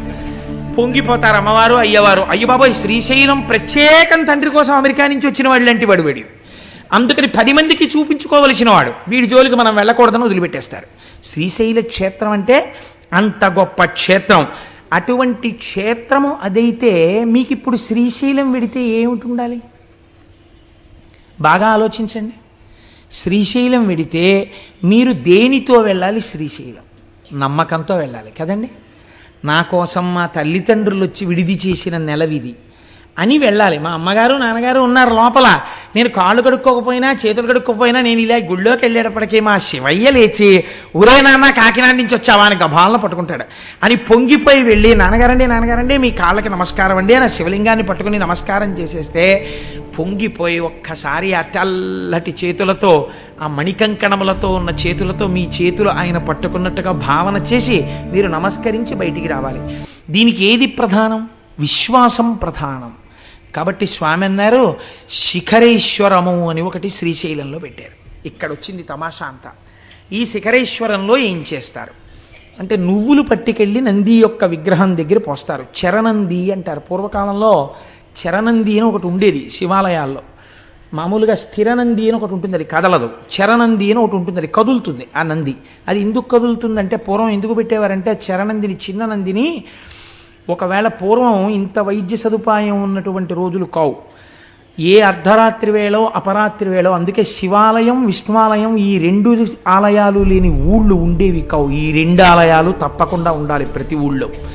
దేని కొరకు అంటే ఎవరైనా గర్భిణి అయ్యున్నటువంటి స్త్రీకి అనుకోకుండా నొప్పులు వస్తే పట్నానికి తీసుకెళ్ళడానికి అవకాశం లేకపోతే అంతరాలయం మూసేసి ఉన్నా కూడా పరిగెత్తుకుంటూ అర్చకుడి దగ్గరికి వెడితే ప్రధానమైన తలుపు తీసేవారు. తీస్తే ఈ చరణందిని తిప్పుతారు. ఎటువైపుకి ఈ బాధపడుతున్నటువంటి స్త్రీ ఉందో, గర్భిణీ స్త్రీ ఇల్లు ఎటుందో అటు ఈ నందిని తిప్పుతారు.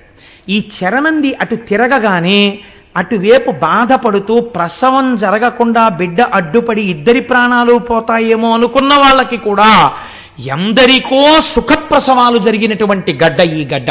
ప్రత్యేకించి త్రిలింగ దేశం ఈ దేశం. అందుకే అనేక శివాలయాలలో చరణందులున్నాయి.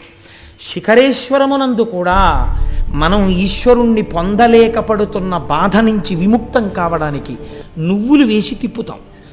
తిప్పి శ్రీశైల శిఖరం చూడాలి. కానీ యథార్థమునకు ఆ శిఖరము నందిశృంగములలోంచి కనపడదు. మీరు ఇక్కడ భావన చేస్తూ కళ్ళు తెరిచి అక్కడ చూడాలి. ఈ కన్నులు తెరిచి నందిశృంగములలోంచి చూస్తుంటే జేగురు రంగులో ఉన్నటువంటి శ్రీశైల మల్లికార్జునుని యొక్క ఆలయం మీద ఉన్నటువంటి గోపురం మీద ఉన్న త్రిశూలంతో కూడి మెట్లు మెట్లుగా ఉన్నటువంటి శిఖరం మీకు ఇక్కడ కనపడాలి. పైకి మీకు ఆ చెట్లు అవి ఉన్నట్టుగా ఉండాలి, కానీ కళ్ళల్లో మాత్రం అది కనపడాలి. ఇక్కడ చిత్రం ఇక్కడ కనపడుతూ పైన ఉన్న దాన్ని పక్కకి తీయగలగాలి. అలా ఎవడు తీశాడో వాడికి పునర్జన్మ నవిద్యతి. ఇంకా వాడికి పునర్జన్మ లేదు, ఎందుకంటే వాడు అంత ధారణ చేసి ఉన్నాడు కనుక. అందుకే శిఖరేశ్వరం దగ్గర ఒక పరీక్ష పెట్టాడు పరమాత్మ. అమ్మవారు అడిగింది ఒకసారి, ఏమయ్యా పరమాత్మ అంటే అమ్మవారికి తెలియక అడగదండి ఈ విషయాలు, మనకి తెలియ చెప్పడం కోసం అడుగుతుంది. ఏమండి ఏమిటి, శిఖరేశ్వరం దగ్గరికి వచ్చి నందిని తిప్పి చరణందిని ఇలా చూస్తే శిఖరం కనబడితే ఇక పునర్జన్మ లేదా, మోక్షం ఇచ్చేస్తారా?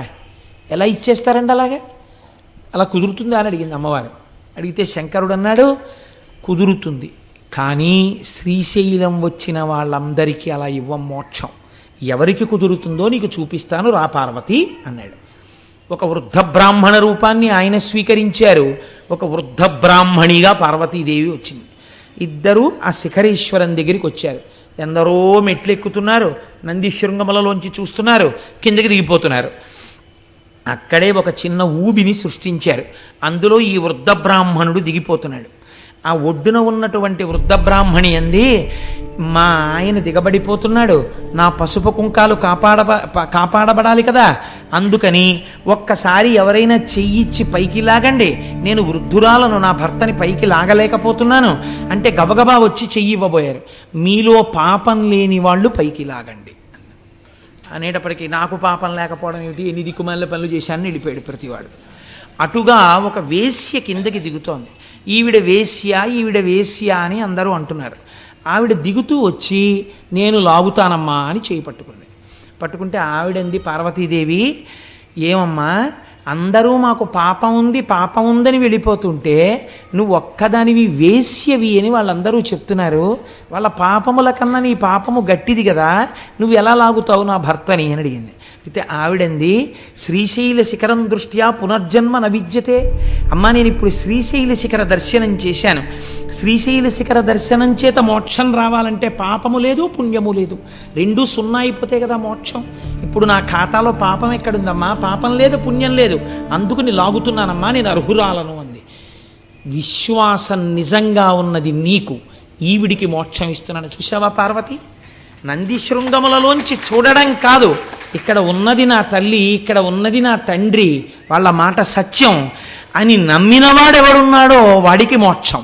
కాబట్టి శ్రీశైల క్షేత్రంలో అడుగు పెట్టిన వాడికి ఉండవలసినది మనం మన తల్లిదండ్రుల దగ్గర ఉన్నామన్నటువంటి భావన ఉండాలి. ఈ భావన పరిపుష్టమై మీరు శ్రీశైలము విడితే మీకు ఎనలేని సౌభాగ్యం అక్కడ కలుగుతుంది. చిత్రం ఏమంటే అక్కడ 5 ధారలు పడుతుంటాయి. హాటకేశ్వరము అని ఒక దేవాలయం. హాటకేశ్వరము చిత్రమైన దేవాలయం. అది ఒక కొత్త కుండ పెంకులో బంగారు లింగము తనంత తాను ఆవిర్భవించింది. ఒక బంగారు లింగము తనంత తాను కుండ పెంకునందు ఆవిర్భవించినటువంటి క్షేత్రము కనుక దాన్ని హాటకేశ్వరము అని పిలుస్తారు. ఇవన్నీ వింటుంటే మీకు ఒకసారి శ్రీశైలం విడితే బాగుండనిపిస్తోందా? పోనీ అలాగే గట్టిగా ప్రార్థన చేయండి, ఏమో ఈశ్వరుడు అనుగ్రహించి వెడతామేమో. కాబట్టి ఆ కుండ పెంకులో ఒక బంగారు లింగం వెలిసినటువంటి క్షేత్రము హాటకేశ్వరము. మీరు ఆ హాటకేశ్వరం దగ్గర మెట్లు బాగా కిందకి దిగి వస్తే పాలధారలు పంచధారలు అని పడుతుంటాయి. ఇవి సాధారణంగా ఏం చెప్తారంటే, మీరు ఎవరినైనా అడిగితే పాలధారలు అంటే అదిగో చూశారండి తెల్లగా ఉన్నాయి, అందుకని దీని పేరు పాలధార. అవి ఏమిటో తెలుసా అండి, పంచధారలు అంటే పంచదార కలిపిన నీళ్ళల్లా ఉంటాయండి, అందుకని పంచదారలు అంటారు. అలా కాదు, వాటి పేరు పాలధార. అంటే పరమశివుని యొక్క లలాటమునకు తగిలిపడినటువంటి ధార పాలధార. అంటే అగ్ని, జ్ఞానాగ్ని నేత్రమైనటువంటి ఆ కంటి మించి పైనుంచి జ్ఞానగంగ మరింతగా తగిలి కింద పడినటువంటి ధార. ఇది శివుడి యొక్క లలాటమును తగిలి వస్తున్న ధారాని మీరు లోపలికి పుచ్చుకుంటే ఉత్తర క్షణము మీరు గొప్ప ఫలితాన్ని పొందుతారు. ఎందుచేత ఇలా ఏర్పడింది? శివాలయంలో తీర్థం ఇవ్వరు కాబట్టి సాక్షాత్తు సాకార రూపుడైన శంకరుడికి తగిలిపడినటువంటి ధార పాలధార. పంచధారలంటే 5 రకములుగా ప్రకాశిస్తున్నటువంటి భగవంతుని యొక్క శిరస్సులకు తగిలిపడిన ధారలు. కాబట్టి నేను చూస్తూ ఉంటాను, చెప్పులతో వెళ్ళిపోతూ ఉంటారు. కనీసం అక్కడ మాత్రం మర్యాద పాటించాలి. ఆ తీర్థం తీసుకునేటప్పుడు ఒక సంవత్సరం మేమందరం అక్కడికి వెళ్ళాము. వెడితే అక్కడ శంకర భగవత్పాదాచార్య స్వామి తపస్సు చేసి అక్కడే శివానంద లహరి చెప్పారు. అక్కడ ఆయనకి భ్రమరాంబికాదేవి ప్రత్యక్షమైంది. అంత పరమపావనమైన క్షేత్రమని మేము అక్కడ శంకరాచార్య స్వామి వారి ముందు నిలబడి ఆ తోటకాచార్యకృతమైనటువంటి శంకరాచార్య స్వామి వారి అష్టకాంతో స్వామికి నమస్కారం చేసి తిరిగి వచ్చాం. చంద్రశేఖర పరమాచార్య స్వామి అక్కడే ఉండిపోతానన్నారు. తపస్సు చేసుకుంటూ ఉండిపోతానన్న ప్రదేశం అదే. కాబట్టి అంత పరమపావనమైన చోట పంచధారలు పడతాయి. అవి ఒకటి బ్రహ్మధార, ఒకటి విష్ణుధార, ఒకటి రుద్రధార, ఒకటి చంద్రధార, ఒకటి దేవధార. 5 ధారలు అక్కడ పడుతున్నటువంటి పంచధారలు. ఈ పంచధారల్ని స్వీకరించడం సృష్టికర్త, స్థితికర్త, ప్రళయకర్త, మనస్సుకి ప్రచోదనమిచ్చే చంద్రమా మనసో జాతః చక్షో సూర్యో అజాయత, లోకసాక్షులైనటువంటి సూర్యచంద్రులు. ఈ 5 తీర్థములను మీరు అక్కడ తీసుకోవచ్చు. అంత పరమపావనమైనటువంటి క్షేత్రము శ్రీశైల క్షేత్రం. మీరు అక్కడ ఉండేటటువంటి చిత్రం ఏమిటో తెలుసా అండి? శ్రీశైలంలో ఉన్నటువంటి భ్రమరాంబ అమ్మవారి దేవాలయం వెనకాతల నిశ్శబ్దంగా ఉన్నప్పుడు మీరు వెళ్ళి చెవిని బాగా నొక్కి పెట్టి ఉంచి మీరు చాలా జాగ్రత్తగా కళ్ళు మూసుకుని వింటే ఒక తుమ్మెద చేసినటువంటి ఝంకారము వినపడుతుంది. ఇవాళ నేను ఇక్కడికి వచ్చి కూర్చుని గోపాలకృష్ణ గారు మాట్లాడుతున్నప్పుడు నేను ఈ తల్లికి ఎలా ఉంది చూపించా. ఇలా కూర్చోగానే వచ్చింది ఒక కందిరీగా, ఒక తుమ్మెద వచ్చి ఇలా ఝంకారం చేస్తూ ఇలా తిరిగి వెళ్ళిపోయింది. అంటే ఇవాళ ఇక్కడ శ్రీశైల క్షేత్రం గురించి చెప్పుకుంటున్నారు అని అమ్మవారు శ్రీశైలం నుంచి బయలుదేరి వచ్చి వెళ్ళింది అని నేను అనుకున్నాను. అలా నేను దర్శనం చేసి నమస్కరించుకున్నాను. మీతో అన్నాను కదమ్మా, ప్రారంభం చేయకముందే భ్రమరాంబ అమ్మవారు విజయం చేసిందమ్మా అన్నాను. కనుక ఆ తల్లి ఇప్పటికీ భ్రామరీనాదము అంటారు. అక్కడ చేసే అర్చకులు ఎంత జాగ్రత్తగా ఉంటారో తెలుసా అండి? ఇంతంత కుంకం బొట్లు పెట్టుకుని ఉంటారు. అమ్మవారు ఇప్పటికీ ఇలా రెక్కలతో ఉన్నటువంటి తుమ్మెద రూపంతో అలంకారం చేస్తారు ఆ భ్రమరాంబ అమ్మవారిని. తల్లి ముందు శంకరాచార్య స్వామి వారు శ్రీచక్రాలు వేశారు. అక్కడ కూర్చుని నాకైతే ఖచ్చితంగా సత్యం సత్యం పునఃసత్యం అనిపిస్తుంది. ఒక్కసారి వెళ్ళి భ్రమరాంబ అమ్మవారి యొక్క శ్రీచక్రం ముందు కూర్చుని ఏ తల్లి అయినా కుంకుమార్చన చేస్తే ఎన్ని జన్మలకి కూడా పూర్ణంగా 3 తరాలు చూసి హాయిగా 10 మంది చేత పండు ముత్తైదువా అనిపించుకుని ఎవరింట్లో బిడ్డ పుట్టిన ఆవిడ కట్టి విప్పిన చీర పట్టండని తీసుకెళ్ళి అంత సంతోషపడిపోయేటట్టుగా వాళ్ళ జీవనం నడిచి వృద్ధాప్యంలో హాయిగా భర్త గారి తొడ మీద తల పెట్టుకుని ప్రాణం విడిచిపెట్టగలిగినటువంటి అదృష్టం కలుగుతుంది. దీనికి నేను మీకు ఒక ఉదాహరణ చెప్తాను. మీకు జ్ఞాపకం ఉందో లేదో, నేను భాగవతం చెప్పే రోజులలో ములుగు హనుమంతరావు గారిని హైదరాబాద్ నుంచి ఒక మహానుభావుడు ఇక్కడికి వచ్చారు. వారి భార్య గారికి క్యాన్సర్ వచ్చింది. క్యాన్సర్ వచ్చి హాస్పిటల్లో పెట్టి రేడియం ట్రీట్మెంట్ ఇచ్చారు. రేడియం ట్రీట్మెంట్ ఇస్తే ఆ తల్లి చాలా శోషించిపోయారు. ఆవిడ పేరు కూడా గిరిజాదేవి. సర్వమంగళాస్వరూపంగానే ఉండేవారు మహాతల్లి. ఆవిడ బాధ భరించలేక ఇంకా ఎక్కువ కాలం ఉండరండి, ఉంచుతారా తీసుకెళ్ళిపోతారా అని అడిగారు. అడిగితే ఆవిడికి తెలిసిపోయింది, ఈ ఉన్న కొద్ది రోజులు నేను మిమ్మల్ని చూస్తూ ఇంట్లో ఉంటాను, నన్ను తీసుకెళ్ళిపోండి అని అడిగారు. అడిగితే ఆవిడ ఇంటికి తీసుకెళ్ళిపోయిన తర్వాత హనుమంతరావు అడిగారు, నీకేమైనా కోరిక ఉందా? ఉంటే నేను తీర్చగలిగినదైతే చెప్పు, నేను ఆ కోరిక తీరుస్తాను అన్నారు. అంటే ఆవిడ అన్నారు, ఒక్కసారి శ్రీశైలం వెళ్ళి మన ఇద్దరం కలిసి మీరు నన్ను ఇంత ఉద్ధరించారు, ఈ జన్మలో నా చిటికిన వేలు పట్టుకుని మీతో కలిసి ఒక్కసారి మల్లికార్జున లింగానికి పుట్టతేనెతో అభిషేకం చెయ్యాలనుంది. శ్రీశైల లింగానికి పుట్టతేనెతో అభిషేకం చేస్తే, పట్టుతేనెతో అభిషేకం చేస్తే గంధర్వగానం వస్తుంది ఉత్తర జన్మలలో అంటారు. ఈ మాట చెప్తే మా దొరగారు ఒకసారి ఏకంగా సీసాల పట్టుతేనె తెప్పించారు ఏజెన్సీ నుంచి. ఒక 100 మందిమో ఎంతమందిమో వెళ్ళి ఆ పట్టుతేనెతో అభిషేకాలు చేస్తుంటే శ్రీశైలం దేవస్థానం వాళ్ళు చూసి ఆ తేనె మాకు కూడా ఇవ్వండి అని సీసాలతో తీసుకుని దాచుకున్నారు. మేము చేసుకుంటాం అభిషేకం, ఈ తేనె ఉంచండి అని. ఒక్కసారి వెళ్ళి అభిషేకం చేద్దామని అడిగారు ఆవిడ. అడిగితే శ్రీశైలము యొక్క కృప అంటే ఏమిటో మీరు చూడండి. ఆవిడ్ని అలాగే కారు ఎక్కించి శ్రీశైలం తీసుకెళ్లారు హైదరాబాద్ నుంచి. ఆవిడ శ్రీశైల మల్లికార్జునుడి సన్నిధానంలో భర్తగారితో కలిసి అభిషేకం చేసి, పసుపు కుంకాలతో నేను వెళ్ళిపోతాను ఖాయం, ఇన్ని జన్మలకి నేను ఇలాగే పసుపు కుంకాలతో నా భర్త ముఖం చూస్తూ ఆయన తొడ మీద తల పెట్టుకుని ఆయన వంకే చూస్తూ ఆయనతో కలిసి నామం చెప్తుండగా నా నోరు ఆగిపోయినప్పుడు కన్నుల నీరు లేకుండా మీరు నామం పూర్తి చేస్తుండగా పసుపు కుంకాలతో మహాపర్వంలో వెళ్ళాలని కోరిక నా స్వామి తీరుస్తాడని ఆవిడ భ్రమరాంబికాదేవి దగ్గర ఉన్న శ్రీచక్రానికి కుంకుమార్చన చేసి ఇంటికి వచ్చారు. మహాశివరాత్రి మిట్ట మధ్యాహ్నం అయ్యవారికి అమ్మవారికి మారేడు దళాలతో పసుపు కుంకాలతో అర్చన చేసి చక్కగా భర్తని పిలిచి, నాకేదో వెళ్ళిపోతున్నానని అనిపిస్తోంది, నేను ఒక్కసారి శివాష్టోత్తరం చదువుతుంటాను, మీరు నాతో కలిసి చదవండి, మీ తొడ మీద తల పెట్టుకుని కొడుకుని కోడల్ని కూతుర్ని అల్లుణ్ణి చూస్తూ ఏ బెంగ లేకుండా మీ వంటి మహాత్ముడికి భార్యనయ్యాను, చాలు, చూస్తూ వెళ్ళిపోతాను, నా నామం ఆగిపోయిన దగ్గర మీరు నామం పూర్తి చెయ్యండి అని ఆ తల్లి ఎంత గొప్పగా చెప్పుకున్నారో ఆ రోజుల్లో. మహాశివరాత్రి మిట్ట మధ్యాహ్నం 12 గంటల వేళ భర్త గారి తొడ మీద తలపెట్టుకుని వెళ్ళిపోయారు ఆవిడ. కోరిక తీర్చేశాడు మల్లికార్జునుడు. గిరిజాదేవి ఆవిడ పేరు. నేను ఎందుకు అసలు ఇది చిత్రంగా నాకు ఆలోచనలోకి వచ్చింది ఈ విషయం. నేను ఎందుకు ఈ మాట చెప్తున్నానంటే, ఆ భ్రమరాంబిక అమ్మవారి ముందు ఒక్కసారి కూర్చుని భార్యాభర్తలై ధర్మపదంలో చెరించాలనుకుని చిటికిన వేలు పట్టుకున్నవాడు తప్పకుండా జీవితంలో చెయ్యవలసిన పని. అమ్మ దగ్గర కూర్చుని కుంకుమార్చన చేసుకోవాలి. 4 మారేడు దళాలు పెట్టుకెళ్ళి ఆ శివలింగాన్ని ఇలా తడిమి అభిషేకం చేసుకోవాలి. తల తాటించి నమస్కరించుకోవాలి. అంత అవకాశాన్ని తల్లిదండ్రులు ఇచ్చినా వినియోగించుకోకపోతే ఎవడు ఉద్ధరించగలడండి? కాబట్టి ఇది మనం వినియోగించుకోవలసినటువంటి గొప్ప క్షేత్రం. అది మన ఆంధ్రదేశంలో ఉండడం మన అదృష్టం. ఆ తల్లి అరుణాసురుడు అనేటటువంటి ఒక రాక్షసుడు బయలుదేరాడు బ్రహ్మగారిచ్చినటువంటి వరాల వల్ల. వాడు లోకములనన్నింటినీ క్షోభింపచేస్తున్నటువంటి సమయంలో భ్రామరీ రూపాన్ని పొందింది తల్లి. భయంకరమైన యుద్ధం చేసిన తర్వాత భ్రామరీ రూపంతో వెళ్ళి ఆవిడ ఆ అరుణాసురుణ్ణి సంహారం చేసింది.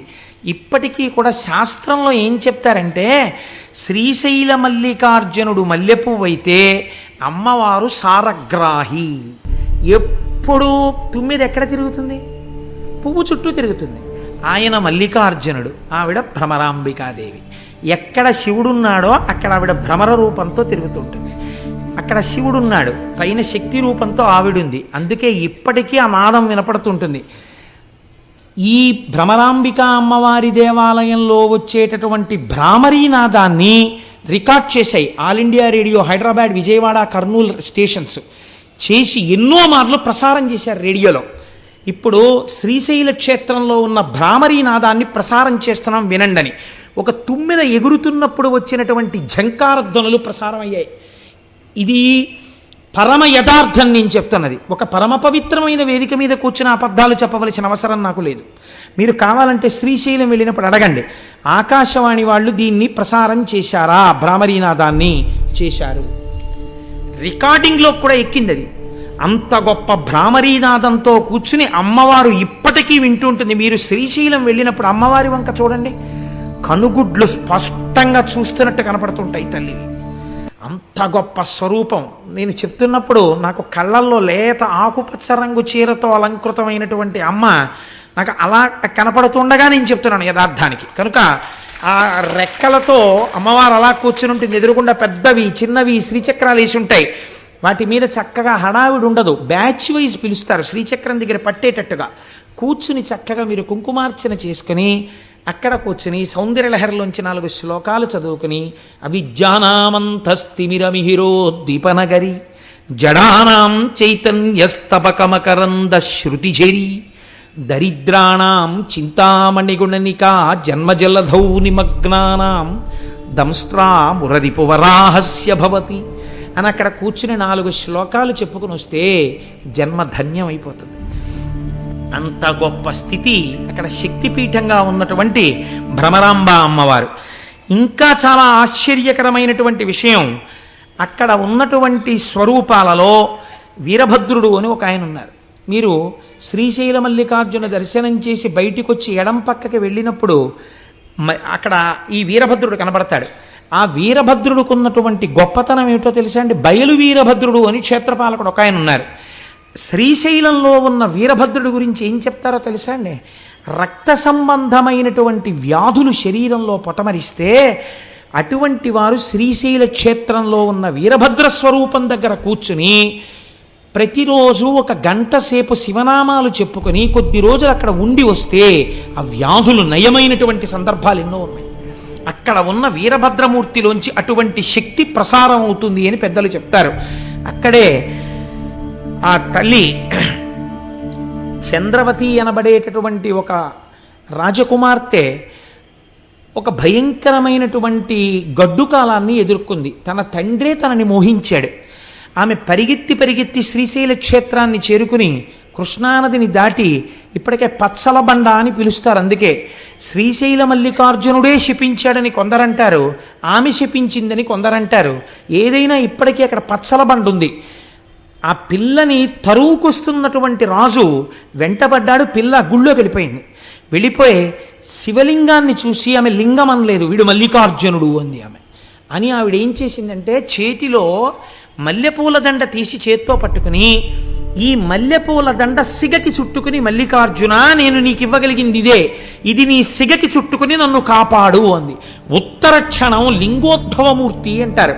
ఇక్కడ వరకే కనపడతారు లింగోద్భవమూర్తి. మీరు ఎప్పుడైనా శ్రీకాళహస్తిలో ప్రదక్షిణం చేస్తున్నప్పుడు వెనక గోడ మీద చూస్తే కనపడతాడు లింగోద్భవమూర్తి.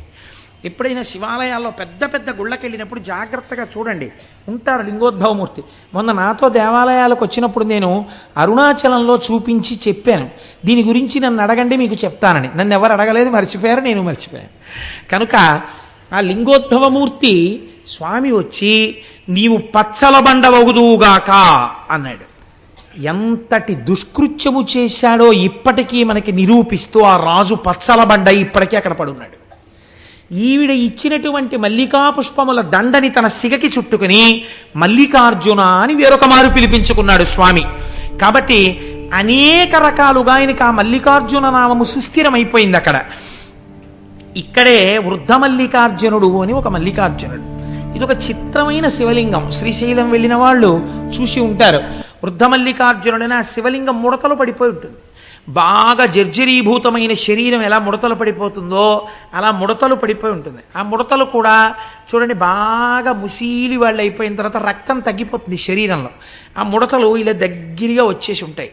ఈ దగ్గరగా వచ్చేసిన ముడతల దగ్గరికి వెళ్ళి ఇలా మీరు ఎత్తి పట్టుకుని ఇలా అంటే అది అలా నించుంటుంది. ఆ ముడత ఇంకొంచెం యువతలు ఇలా అంటే ఇలా నించుంటుంది, ఇలా నించుంటే ఇలా నించుంటుంది, ఇటుపక్క ఇలా నించోబెడితే ఇలా నించుంటుంది, ఓ 7 అంకెలా నించుంటుంది. మా అమ్మ బాగా వృద్ధురాలు అయిపోయినప్పుడు నేను మా అమ్మ చేయి పట్టుకుని ఆడుకుంటుండేవాడిని. అమ్మ ఇదిగో చూసావా ఎలా నిలబడుతోందో అని. తల్లే కదండి, ఏమిటి నాన్న అని ఇలా అనేది పాపం ఆవిడ. కాబట్టి అలా ముడతలు పడిపోయినటువంటి శరీరం ఎలా ఉంటుందో వృద్ధ మల్లికార్జునుడు కూడా అలాగే ముడతలు పడిపోయి ఉంటాడు. ఈ మల్లికార్జునుడు ఎప్పుడు వెలిశాడు అని మీరు అడిగారు అనుకోండి, దానికి సాధికారికంగా ఏమీ చెప్పరు. కానీ అసలు అక్కడ జరిగినటువంటి విచిత్రం ఒకటి ఉంది. మహీశూర మహారాజు అని ఒక మహారాజు గారు ఉండేవారు. ఆయనకు ఒక కుమార్తె ఉండేది. ఆమె శంకరుడి యొక్క సౌందర్యాన్ని ఉపాసన చేసింది. శంకర సౌందర్యం అంటే మాటలు కాదు. ఈశ్వరుడు భర్తగా కావాలని ఎవరు ప్రకటన చేయరు. కారణం ఏంటంటే సాధారణంగా తండ్రిగా ఉపాసన చేస్తారు ఆయన్ని. కాబట్టి ఆమె శివుణ్ణి మోహించింది. ఏమందగాడంది ఆవిడే. నాకు అలాంటి భర్త కావాలంది. చూద్దాం ఏం చేస్తుందో ఈ పిల్లని. శంకరుడు కల్లోకి వచ్చాడు. మీరు విందురు కానీ ఎదరు అసలు శివస్వరూపం అంటే ఎలా ఉంటుందో చూద్దురు కానీ, అందం పార్వతీ కళ్యాణంలో వస్తుంది, అప్పుడు అవధరిద్దురు కానీ. కనుక ఆయన ప్రత్యక్షమై అన్నాడు, నీకు నన్ను వివాహం చేసుకోవాలనుంటే శ్రీగిరి పర్వతం మీద ఉన్నటువంటి తెల్లమద్ది చెట్టు కింద ఉన్న మల్లె పొదలో ఉన్నాను, రా నిన్ను వివాహం ఆడతానన్నాడు.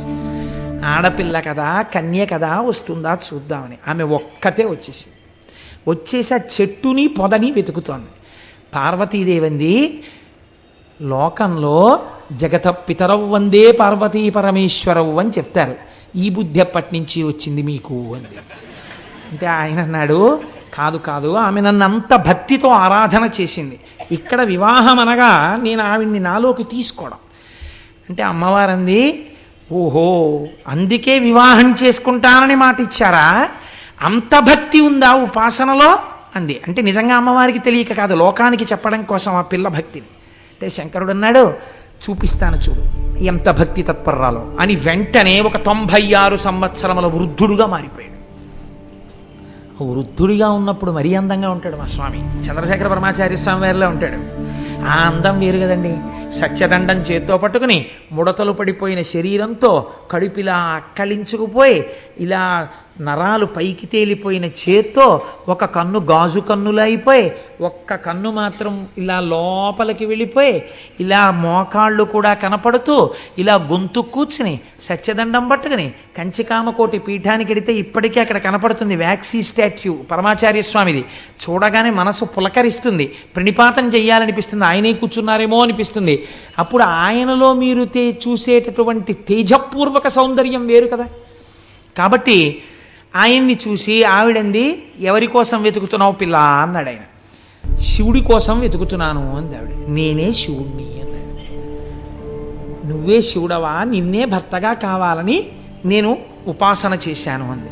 ఇంత వృద్ధుణ్ణి కదా పెళ్ళాడతావా అన్నాడు. నువ్వు వృద్ధుడవో యవ్వనంలో ఉన్నవాడవో నాకు తెలుసు తండ్రి, నాకు భర్త నువ్వే, వేరొకడిని భర్తగా నేను లోకంలో అంగీకరించలేనంది. అంటే ఆవిడకి కావలసింది ఆయనలో ఐక్యం అవడం. చూశావా పార్వతి, ఈమె భక్తి, ఈమెని నాలో ఐక్యం చేసుకుంటున్నానని ఐక్యం చేసుకుని ఈ పిల్లని స్మరించి ఇటువంటి భక్తి తత్పరురాలి కోసం సృష్టిలో లేని విధంగా ముడతలు పడిపోయిన శివలింగం వృద్ధమల్లికార్జున లింగం అని తలుచుకున్న వాళ్ళని పొంగిపోతూ నేను చూస్తాను అని వృద్ధమల్లికార్జునుడై వెలిశాడు. అందుకే అక్కడ ఇప్పుడు కళ్యాణాలు చేస్తున్నారు. కనుక ఇన్ని విశేషాలండి శ్రీశైలం అంటే, ఒకటా రెండా, ఇన్ని విశేషాలతో కూడుకున్నటువంటి క్షేత్రము ఆ క్షేత్రం. ఈ క్షేత్రంలోనే శంకర భగవత్పాదాచార్య స్వామి వారు శ్రీశైల పర్వత శిఖరం మీద ఉండగా ఒక కాపాలికుడు వచ్చి అడిగాడు, మీ శిరస్సు కావాలి నాకు. నా శిరస్సే కదా తీసుకుందువు కానీ నా శిరస్సు నువ్వు తీసుకుంటే నాకు బాధ లేదు, నా శిష్యులు బాధపడతారు. ఎందుకంటే గురువుగారు శరీరంలో ఉండాలని కోరుకోవలసిన వాళ్ళు శిష్యులు. గురువుకి ఆ శరీరం ఉన్నా లేకపోయినా బాధ లేదు. కాబట్టి నా శిష్యులు ప్రొద్దునే పాతాళగంగ దగ్గరికి వెడతారు నమస్కరించడానికి. వాళ్ళు పాతాళగంగ దగ్గరికి వెళ్ళినప్పుడు నువ్వు రా, వచ్చి నేను ధ్యానం చేసుకుంటూ ఉంటాను, నా శిరస్సు ఉత్తరించి పట్టుకెళ్ళన్నారు. ఆ కాపాలికుడు వచ్చి ధ్యానం చేసుకుంటున్న శంకరాచార్యుల వారి శిరస్సును ఉత్తరించడం కోసమని చేతిలో ఉన్నటువంటి కత్తి పైకెత్తినటువంటి సమయంలో స్నానం చేస్తున్న పద్మపాదాచార్యుల వారికి ఏదో అమంగళం గోచరించింది, గురువుగారికి ఏదో పొరపాటు జరుగుతోందని. వెంటనే ఇక్కడి నుంచి పరిగెత్తి వెళ్ళడం కుదరదని ఆయన నరసింహ మంత్రోపాసన చేశారు. ఎక్కడి నుంచి వచ్చాడో మహానుభావుడు నరసింహుడు గబగబా వచ్చి కత్తినెత్తినటువంటి కాపాలికుడి శిరస్సుని త్రించి అవతల పారేసి నిలబడ్డాడు. ఆ తేజోమూర్తిని శంకరాచార్యుల వారు నరసింహ స్తోత్రంతో ప్రార్థన చేశారు. నరసింహస్వామి దర్శనం ఇచ్చినటువంటి క్షేత్రం శ్రీశైల క్షేత్రం. శివకేశవ అభేదంగా శంకర భగవత్పాదులు రక్షింపబడినటువంటి క్షేత్రం శ్రీశైల క్షేత్రం. జగద్గురువులను రక్షించుకున్న కొండ, నేనున్న తెలుగునాట ఉన్న కొండ. ఎంత పొంగిపోవాలండి, మనమున్న తెలుగునాట ఉన్న కొండ కదా. ఆనందంలో అటువంటి స్వార్థపూరితమైన వాక్కు వస్తూ ఉంటుంది. కనుక ఎన్ని రకాలుగానో ఆ శ్రీశైలం శ్రీశైలమే. చిత్రం ఏమిటో తెలుసా అండి, అక్కడ ప్రవహించేటటువంటి కృష్ణానదిని కృష్ణానది అని పిలవరు. దానికి ఏమని పేరు? ఎక్కడ వితుక్కునొచ్చిందో, ఎక్కడ విజయవాడ, ఎక్కడ శ్రీశైలం, ఎక్కడ శ్రీగిరి, ఆ పర్వతాలలో ఎక్కడో ఆ మధ్యలో ఉన్నటువంటి ఆ పర్వత శిఖరాన్ని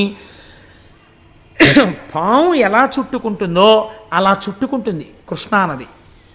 నల్లటి నది ప్రవహిస్తే దాన్ని ఏమని పిలుస్తారో తెలుసా అండి? శివుణ్ణి విడిచిపెట్టి ఉండలేక ఇంత పరమపావనమైనటువంటి స్థానము కనుక ఇక్కడ కూడా భక్తుల పాపములను తొలగతొయ్యడం కోసమని ఉత్తరమున ఉన్నటువంటి గంగ దక్షిణమునకే వచ్చి కృష్ణ పేరుతో అక్కడ ప్రవహించింది కాబట్టి దాన్ని పాతాళ గంగా అని పిలుస్తారు. కృష్ణా ప్రవాహము అని పిలవరు అక్కడ.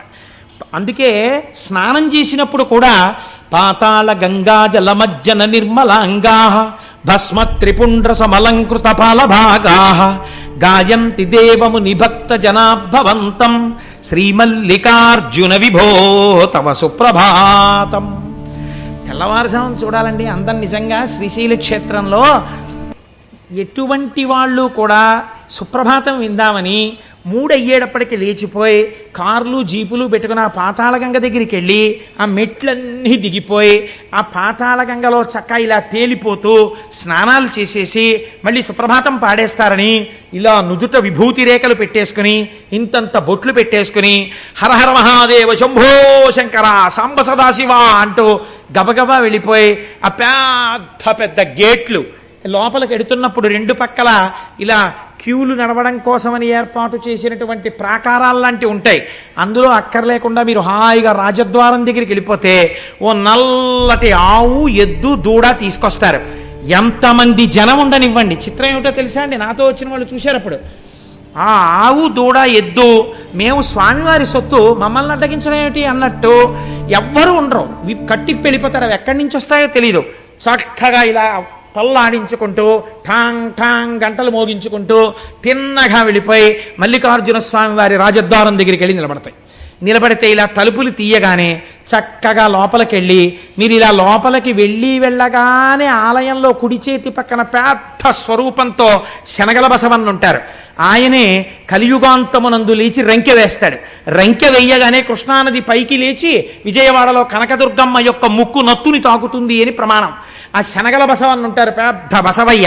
ఆ బసవయ్యకి నమస్కారం చేస్తే ఎడం పక్కన కృష్ణానదీ పరివాహం ఎలా వస్తుందో తెలియదు. అక్కడ మెట్లు దిగుతారు అర్చకులు, మీరు తెల్లవారగట్ట చూడొచ్చు. కృష్ణానదీ జలాలు వచ్చి చేరుతాయి. అందులోకి బిందెలు పట్టుకెళ్ళి కాళ్ళకి తగలకుండా నీళ్లు ముంచి అభిషేకానికి పట్టుకొస్తారు లోపలికి. మొట్టమొదట గోపూజ చేస్తారు. ఆ నల్లటి ఆవుకి చక్క పసుపు రాసి మీరు ఆ పక్కన ఆ కుడి పక్కకి తిరిగి ఇలా లోపలికి వెడితే ఇంకొక నంది ఉంటాడు. ఆ నందికి నమస్కారం చేసి నిలబడితే చక్కగా సుప్రభాతం చదువుతారు. సుప్రభాతం చదివి ఇలా తెర తీసి మీ అందరూ దగ్గరికి వెళ్ళి నమస్కారం చేసుకోండి నక్షత్రహారతులు ఎత్తుతారు. ఆ నక్షత్రహారతిలో ప్రకాశించిపోతున్న శివలింగాన్ని చూస్తూ జయ జయ జయ జయ శంభో జంభవిత్ పూర్వదేవ ప్రణత పద సరోజద్వంద్వ నిర్ద్వంద్వ బంధో జయ జయ జయ జన్మస్థేమ సంహారకార ప్రణయ సగుణ మూర్తే పాలయాత్మాం ప్రసన్నాం వధూముఖం వల్గతపాంగ రేఖం అఖండితానందకర ప్రసాదం విలోకయన్ విస్ఫురదత్మభావ సమే గతి శ్రీగిరి సార్వభౌమ కురంగపాణి కరుణావలోక సురోత్తమశ్చంద్రకళావతంస వధూ సహాయ సకలేష్టదాత భవిత్యసౌ శ్రీగిరి భాగ్యరాశి అని స్తోత్రం చేసుకుంటూ మీరు ఆయన్ని నమస్కారం చేసి ఇలా కుడి పక్కకి వెళ్ళి ఎడం పక్కకి తిరిగితే వీరభద్రుడు కనబడతాడు. ఆ వీరభద్రుడికి నమస్కారం చేసి ఆ ఇనప కచ్చడంలోంచి బయటికి వెడితే ధర్మరాజు, భీముడు, అర్జునుడు, నకులుడు, సహదేవుడు వాళ్ళందరూ అరణ్యవాసం చేసేటప్పుడు శ్రీశైలంలో ప్రతిష్ఠ చేసిన లింగాలు సజ్జోజాత, అఘోర, తత్పురుష, వామదేవ, ఈశానములన్న పేరుతో 5 శివలింగాలు ఉంటాయి. అది దాటి మీరు ఇలా కుడి పక్కకి వెడితే తూర్పున మీరు ప్రవేశించినది కృష్ణదేవరాయల వారు నిర్మించినటువంటి గోపురం. దక్షిణానికి తిరగగానే హరిహరరాయలు నిర్మించినటువంటి గోపురం కనబడుతుంది. దీపాలు పెట్టే వాళ్ళందరినీ అక్కడే దీపాలు పెట్టమంటారు. మీరు అక్కడి నుంచి మళ్ళీ ఇలా తిరిగి ముందుకొస్తే త్రిఫల వృక్షం అని పెద్ద వృక్షం ఒకటి ఉండేది. మేడి, జువ్వి, దాంతోపాటు రావి 3 కలిసి పెరిగినటువంటి చెట్టు. 2000 సంవత్సరంలో 4000 సంవత్సరంలో బతికింది ఆ చెట్టు. చెట్టుకు పెద్ద అరుగులు కట్టుంటాయి. చక్కగా అరుగు మీద ఒక గడియ కూర్చుని కుడి పక్కకి తిరిగితే వృద్ధమల్లికార్జునుడు కనబడతాడు. ఇలా వెనక్కి తిరిగితే రాజరాజేశ్వర దేవాలయం, పక్కనే అమ్మవారి దేవాలయం ఉంటాయి. ఇవి చూసి మీరు మళ్ళీ ఇటు వచ్చి ఇలా ముందుకెడితే ఆ మెట్లెక్కి పైకెక్కితే అమ్మవారి దేవాలయం కనబడుతుంది. అమ్మవారి దేవాలయం లోపలికి వెడితే మీరు ఇలా తూర్పుగా వెడితే ఇలా దక్షిణంగా లోపలికి వదులుతారు. వెళ్ళి అమ్మవారిని దర్శనం చేసుకుని మీరు అలా దక్షిణంగా ఇలా అమ్మవారిని చూస్తూ ఇలా వంగి చూడాలి. ఇలా చిన్న ద్వారంలో ఉంటుంది అమ్మవారు. ఇలా వంగి అమ్మవారిని దగ్గరగా చూస్తూ పొంగిపోతూ దాటి అవతల పక్కకి వెళ్ళి శ్రీచక్రం దగ్గర కూర్చుని కుంకుమార్చన చేసుకుని ఆ పక్కనే ఉన్న చండీయాగం చేసేటటువంటి శాల దగ్గరికి వెళ్ళి ఆ అగ్నిహోత్రంలోంచి వస్తున్నటువంటి ధూమాన్ని పీల్చి కిందకి దిగి కుడి పక్కకి తిరిగితే అనగా ఉత్తరం వైపుకి తిరిగితే ఉత్తరాన శివాజీ గోపురం ఉంది. ఆ శివాజీ గోపురం దగ్గరికి వెడితే పెద్ద కళ్యాణ మంటపం. అక్కడే నందనవనం అని పుష్పవాటికి ఉంటుంది. ఆ వనంలోనే సుబ్రహ్మణ్యేశ్వర స్వామి నెమలితో ఉంటారు. అక్కడ ఆ మెట్లెక్కితే రుద్రాక్షలవి అమ్ముతూ ఉంటారు కుడి పక్కన. ఆ లోపలికి వెడితే పెద్ద కళ్యాణ మంటపం కనబడుతుంది. అక్కడ చిత్రం ఏమిటంటే శివాజీ మహారాజు హిందూ రాజ్యాన్ని స్థాపించడం కోసమని అమ్మవారిని అక్కడికి వెళ్ళి ప్రార్థన చేశాడు. శివాజీ గోపురం మీద ఇప్పటికీ చెక్కబడి ఉంటుంది. భవానీమాత భ్రమరాంబికాదేవి ప్రత్యక్షమై ఈ చంద్రహాసాన్ని చేత పట్టుకో, ఇంక నీకు ఎదురు లేదని అమ్మవారు అనుగ్రహించి చంద్రహాసాన్ని బహూకరించింది. ఆ కత్తి చేత పట్టుకునే మహానుభావుడు హిందూ ధర్మ సామ్రాజ్యాన్ని స్థాపించాడు. అందుకే ఛత్రపతి శివాజీ జీవితంలో మీరు ఒక నియమం గమనించి ఉంటారు. పరస్త్రీలు ఒకవేళ పరాయి సైనికుల యొక్క భార్యలు తనకి బందీలుగా దొరికితే గాజులు, పువ్వులు, పసుపు, కుంకమిచ్చి అమ్మవారి ప్రతి గృహిణిగా ఉన్నది అమ్మవారే అని వాళ్ళందరికీ పసుపు కుంకాలు తన చేతులతో పెట్టి పల్లకీకి డేరాలు కట్టి ఎవ్వరికీ కనపడకుండా తన సైనికులతో మోయించి శత్రుస్థావరాలకు పంపించేసేవాడు తప్ప ఎన్నడూ ఎంత అందగత్తె అయినా పరకాంత వంక చూసినవాడు కాడు. రోషనార్ నవల చదివితే మీకు అర్థమవుతుంది. అంతటి మహానుభావుడు శివాజీ అంటే. అటువంటి శివాజీ మహారాజ్ ఆవుని పూజించాడు. అటువంటి శివాజీకి ప్రత్యక్షమై భవానీమాత ఖడ్గం ఇచ్చినది అక్కడే. ఇప్పటికీ శివాజీ స్ఫూర్తి కేంద్రం అని ఇప్పుడు కొత్తగా పెట్టారు శ్రీశైలంలో. శివాజీ స్ఫూర్తి కేంద్రం అని మీరు అక్కడికి వెడితే చూడవచ్చు. ఇన్ని వైభవాలండి ఆ శ్రీశైలం. ఆ భ్రమరాంబిక అమ్మవారి దర్శనం చేసుకుని కిందకొచ్చి ఆ విశాలమైన ప్రాంగణం దగ్గర కుడి చేతి పక్కన కార్యాలయం ఉంటుంది, ఆఫీస్, ఎగ్జిక్యూటివ్ ఆఫీసర్ గారిది. మీరు అక్కడ కూర్చుని పిల్లలతోటి ఒక్కసారి అలా ప్రాకారం మీదకి చూశారనుకోండి, ఇటు తిరిగి ఒక నంది, ఇటు తిరిగి ఒక నంది, అటు తిరిగి ఒక నంది, ఇటు తిరిగి ఒక నంది, ఒకే నందికి ఇటుక తల ఇటుక తల. నందులన్నీ మీటింగ్ పెట్టుకున్నాయా అనిపిస్తుంది. అయ్యవారి ప్రాకారం నిండా నందులు, అమ్మవారి ప్రాకారం నిండా సింహాలు. అన్ని సింహాలు నందుల్ని చూస్తుంటాయి, ఇన్ని నందులు సింహాలని చూస్తుంటాయి. మీరు మేము చుట్టాలం, అమ్మవారికి అయ్యవారికి సేవకులమని భయం లేకుండా ఉంటాయి రెండు ప్రాకారాల మీద. అంత పరమ పవిత్రమైన ప్రదేశంలో కూర్చుని 4 పులిహార ప్యాకెట్లు కొనుక్కుని మీ అబ్బాయి మీ అమ్మాయి భార్య పంచుకుని చక్కగా నోట్లో వేసుకుని కాసేపు అక్కడ కూర్చుని, నాన్న మనందరం కలిసి భ్రమరాంబికాష్టకం చదువుకుందాం, చదవండని రవి సుధాకర వన్నిలోచన రత్నకుండల భూషిణి అని భ్రమరాంబికాష్టకం చేసుకుని అక్కడ ఉన్నటువంటి మల్లికార్జునుడి మీద ప్రపత్తి చేసి, శరణం తరుణేందు శేఖర శరణం మే గిరిరాజ కన్యక శరణం పునరేవతావుభౌ శరణం నాణ్యదుపైమి దైవతం అని మీరు ఇలా విభూతి రేఖలు పెట్టుకుని బొట్టు పెట్టుకుని చక్కగా బయటికి వచ్చారనుకోండి, అభిషేకం చేసుకుని ఆ మల్లన్నని గట్టిగా పట్టుకుని ఆయన మీద నీళ్లు పోసి విభూతి జలాలు పోసి తేనె పోసి మారేడు దళాలేసి ఆ శివలింగాన్ని ఇలా ఇలా ఇలా ఇలా ముట్టేసుకుని ఇలా ఇలా అంటుంటే చల్లగా ఆయన చేతులకు తగులుతుంటే మీ దగ్గర కొంచెం గంధం తెచ్చుకున్నానండి రాస్తానంటే రాసేయండి అంటారు వాళ్ళు. ఇంత విభూతి రాసేసి ఇంత గంధం అద్దేసి ఇంత బొట్టు తీసి పెట్టేసి 4 మారేడాకులు వేసేసి 4 పువ్వులు వేసేసి మళ్ళీ ఓసారి తల కొట్టేసుకుని ఆ విభూతి ఆ కుంకం ఇవన్నీ అంటుకుపోతాయి. బయటకు వచ్చిన తర్వాత నాన్నగారండి మీ ముఖం నిండా విభూతి కుంకం ఏంటి అలా ఉండని అమ్మ కాసేపు, అది మల్లికార్జున ప్రసాదం అని కాటేజీకి వెళ్ళిన తర్వాత అప్పుడు మొహం కడుక్కుని చక్కగా మీరు పిల్లలతో భార్యతో కూర్చుంటే ఎంత గొప్ప క్షణాలండి అవి. మనం మానసికంగా శ్రీశైలం వెళ్ళిరాలా, వెళ్ళొచ్చాం మనం కనుక మన పెద్దలు అందుకే ఒక ప్రయత్నం చేస్తుండేవారు. ఎక్కడికి వెళ్ళినా వెళ్ళకపోయినా మానసికంగా మాత్రం తప్పకుండా శ్రీశైలం వెళ్ళొస్తుండేవారు. నేను ఎప్పుడో నా చిన్నతనంలో బహుశా నేను ఏ 5వ క్లాసో చదువుకుంటున్నటువంటి రోజులు అయ్యి ఉంటాయి అవి. తెల్లవారకట్ట లేచి చదువుకోమనేవారు ఇంట్లో, అంటే లేచి చదువుకునేవాడిని. చదువుకునే రోజుల్లో మా అమ్మమ్మ గారు ఉండేది, ఆవిడ శ్రీశైల రగడ అని ఒకటి చదువుతుండేది. అది ఆవిడ మానసికంగా శ్రీశైలం వెళ్ళిపోయేది. ఆవిడ మొహం కడుక్కొచ్చి కాఫీ కూడా తాగేది కాదు. బాగా పెద్దదైపోయింది అప్పటికే. ఆవిడ కూర్చుని ఆవిడ శ్రీశైల రగడ చదివేది కళ్ళు మూసుకుని. తాను శ్రీశైలం మానసికంగా వెళ్ళిపోయేది ఆవిడ. నేను ఇక్కడ సోషల్ చదువుకోవడానికో సైన్స్ చదువుకోవడానికో కూర్చునేవాడిని, కానీ అమ్మమ్మ శ్రీశైల రగడ మొదలు పెట్టగానే నా మనస్సు శ్రీశైల రగడ మీదకి వెళ్ళిపోయేది. అది అయిపోయే వరకు సోషలు లేదు సైన్సు లేదు, 0 కట్టి పెట్టేసి అది విని తర్వాత చదువుకునేవాడిని, అది వేరే విషయం అనుకోండి. ఆ శ్రీశైల రగడ అప్పుడు ఎప్పుడో నేను విన్నది, దాని కర్త ఎవరో కూడా నాకు తెలియదు, కానీ నాకు జ్ఞాపకం ఉన్నంతలో ఆ రోజుల్లో మానసికంగా వెళ్ళి శ్రీశైలాన్ని ఎలా దర్శనం చేసేవారో, ఎలా కూర్చునేవారో, ఎలా యోగనిష్టలో ప్రవేశించేవారో, ఎలా లోపలే నాదాన్ని వినేవారో అన్నిటినీ మానసికంగా వర్ణన చేశారు. చిత్రం ఏమిటో తెలుసా అండి, ఆ శ్రీశైల మానసిక దర్శనానికి వెళ్ళేటప్పుడు ఒక్కడూ వెళ్ళడం కాదు, తనతో పాటుగా తన భార్యని కూడా తీసుకుని వెళ్ళేవారు. ఎలా? టికెట్ పెట్టి కాదు, మానసికంగా వెళ్ళిపోయేవారు. ఎంత చిత్రంగా ఉంటుందో మీరు ఒక్కసారి అవధరించండి. శ్రీరంయంబుగ శ్రీగిరి యాత్రకు కూరిమి సతితో కూడినడచితిని పల్లెలు పురములు పట్టణంబులు పేటలు దాటితి ఎడవులు దాటితి. ఆ రోజుల్లో శ్రీశైలం వెళ్ళాలంటే కార్లు ట్రైన్స్ ఉండే ఒక నడిచి వెళ్ళాలి ఆ కొండలన్నీ. అందుకని వాళ్ళు అలాగే దాన్ని దర్శనం చేశారు.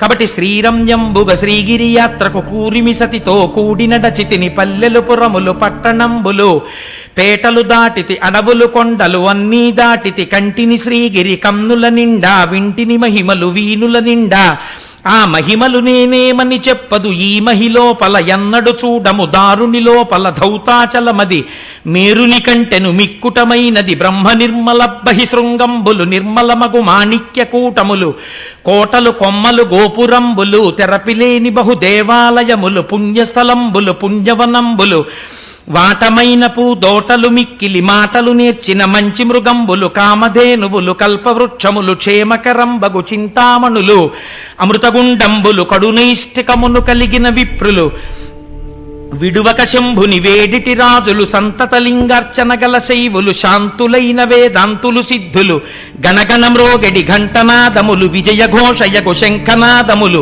వీరశైవులు వీరాంగంబులు సాధు బృందములు కామిత భక్తులు అగరుధూపములు జపములు చేసెడి జంగమోత్తములు తపములు చేసెడి తాపసోత్తములు ప్రమధులు భక్తులు శైవగణంబులు గట్టిగ ఇది భూ కైలాసమ్మని తప్పిపోక పాతాళ గంగలో తెప్పున తేలుచు తీర్థంబాడుచు చలగుచుమడి వస్త్రంబులు కట్టితి అనువుగ నుదుట విభూతి ధరిస్తిని పొలుపుగ మెడ రుద్రాక్షలు దాల్చితి గురుకటాక్షమును గోప్యము చేసితి గురుమంత్రంబును జపమును చేసితి అకలంకుడనై ఆశ జయిస్తిని శివ పంచాక్షరి మనసున నిలిపితి శివతత్వము పరిశీలన చేసితి పంచేంద్రియంబులు పదిలము చేసితి పంచముద్రలభ్యాసము చేసితి అంతర్ముఖుడనైతి నీ నాద బ్రహ్మానాదము వింటిని లోపల తుమ్మెదనాదము వింటిని వెలుగుల కల్లా వెలుగై వెలుగెడు ఆ లోపల దీపము కంటిని ఈవల చంద్రుండావల సూర్యుడు కలిగిన స్థావరమైన నిదానము కంటిని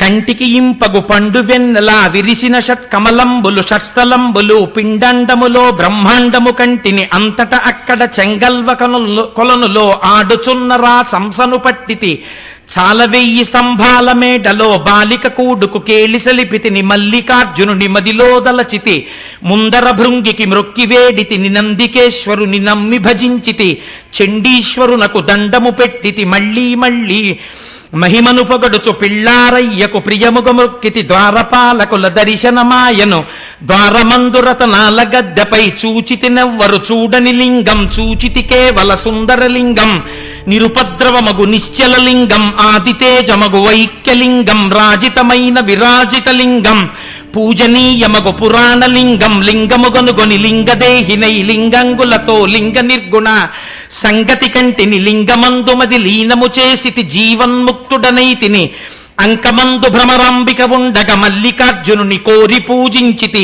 దీపము పెట్టితి దివ్యదేహునకు ధూపము వేసితి ధూర్జటికప్పుడు తుమ్మి పూలతో పూజిస్తిని కమ్మని నైవేద్యము పెట్టితి సాగిలి మ్రొక్కితి సర్వేశ్వరునకు జయ జయ జయ జయ జంగమరాయ ఆదిదేవుడవు అర్థశరణ్య దయతప్పక ధవల శరీర భయము బాపు మీ భక్త నిధాన ఎన్ని జన్మములు ఎత్తిన వాడను నిన్ను తలంపక నీచుడనైతిని ఎన్నడు ఏ విధ మెరుగని వాడను దుష్టమానసుడ గౌరీరమణ తామసగుణములు తగులాటంబలు నియమము తప్పిన నీచవర్తనుడ నిత్యదరిద్రుడ అత్యాశయుడను అజ్ఞాన పశువును చేయరాని దుష్టేష్టలు చేసితి బాయరాని మీ భక్తుల బాసితి సంసారం బను సంకెళ్లల్లో హింస పెట్టమిక ఏలుమి తండ్రి ముల్లోకంబులు ముంచెడి గంగను సలలితముగ జడధరియిస్తివి గొప్ప చేసి నిన్ను కొలిచిన బంటును తప్పక చంద్రుని తలధరియిస్తివి విన్నుని చేతను కన్ను పూజకొని సన్నుతికెక్కిన చక్రమిచ్చితివి ఆనక శైల కుమారిక కోరిన సగము శరీరము ఇస్తివి 3 లోకముల ముఖ్యము నీవే 3 మూర్తులకు మూలము నీవే దాతవు నీవే భ్రాతవు నీవే తల్లివి నీవే తండ్రివి నీవే బ్రహ్మము నీవే సర్వము నీవే పాలముంచుమిక నీట ముంచుమి పాలబడితునో పాలలోచన అనుచు ప్రణతులు నిరుచుడిది చదివిన వారికి కాలువలు త్రవ్వించి గన్నేర్లు వేసి పూలుకో శిశువునకు పూజించిన ఫలము గంగిగోవులు తెచ్చి ప్రేమతో సాకి పాలు తీసి అభిషేకము చేసిన ఫలము ఆకలితో నున్న అన్నార్తులకును కమ్మనీ భోజనం బిచ్చిన్న ఫలము భీతితో నున్నట్టి కడు దీనులకును శరణిచ్చి రక్షించు విశేష ఫలము అంతకన్నా ఫలము అధికమయ్యుండు అని చదివేది. మానసికంగా ఆ రోజుల్లో వాళ్ళు శ్రీరంజంబుగ శ్రీగిరి యాత్రకు కూరిమి సతితో కూడి నడచితిని పల్లెలు పురములు పట్టణంబులు అడవులు దాటితే కొండలు దాటితే అంటుంటే సోషల్ ఏమి ఎక్కుతుందండి బుర్రలోకి. అప్పుడు ఎంత బాగా ఎక్కిందో చూడండి బుర్రలోకి. ఇప్పుడు ఒక్కసారి దాన్ని జ్ఞాపకం ఉన్నంత మేర రాసి చూద్దామని రాసే ప్రయత్నం చేశాను. కాబట్టి ఆ రోజుల్లో మానసికంగా అంత గొప్ప గొప్ప స్తోత్రాలు చేసి శ్రీశైల దర్శనానికి వెళ్ళొచ్చేవారు. నిజంగా శ్రీశైలం విడితే అంత స్తోత్రం చెయ్యగలమో చెయ్యలేమో. సాగిలి మ్రొక్కితి అని సాగిల పడిపోయి జయ జయ జయ జయ జంగమరాయ ఆదిదేవుడవు ఆర్తశరణ్య అంటూ ఎంతమందికి ఎన్నిచ్చాడో కూడా చెప్పేశారు. మహానుభావ, ఆ రోజున తప్పక గంగను తలధరియిస్తివి, గంగాదేవిని తల మీద పెట్టుకున్నావు. ఆనక శైల కుమారిక కోరిన ప్రియబడి సగము శరీరము ఇస్తివి. పార్వతీదేవి అడిగితే సగం శరీరం ఇచ్చేశావు. వెన్నునిచే తన్ను కన్ను పూజకు నిసన్నుతికెక్కిన చక్రమిచ్చితివి. ఆనాడు శ్రీ మహావిష్ణువు ఒక కమలం తక్కువైతే కన్ను పీకి కమలమని పూజ చేస్తే సుదర్శన చక్రాన్ని కటాక్షించావు. ఈశ్వర, ఎన్ని చేశావు? నేను అత్యాశయుడను అజ్ఞాన పశువును చేయరాని దుశ్చేష్టలు చేసితి బాయరాని మీ భక్తుల బాసితి సంసారం బను సంకెళ్లల్లో హింస పెట్టమిక ఏలుమి తండ్రి. నిజంగా మనం వెడితే ఈ స్తోత్రం చెయ్యం. ఎంత అందమైన స్తోత్రం చేశారో, ఎంత గొప్ప రచన చేశారో.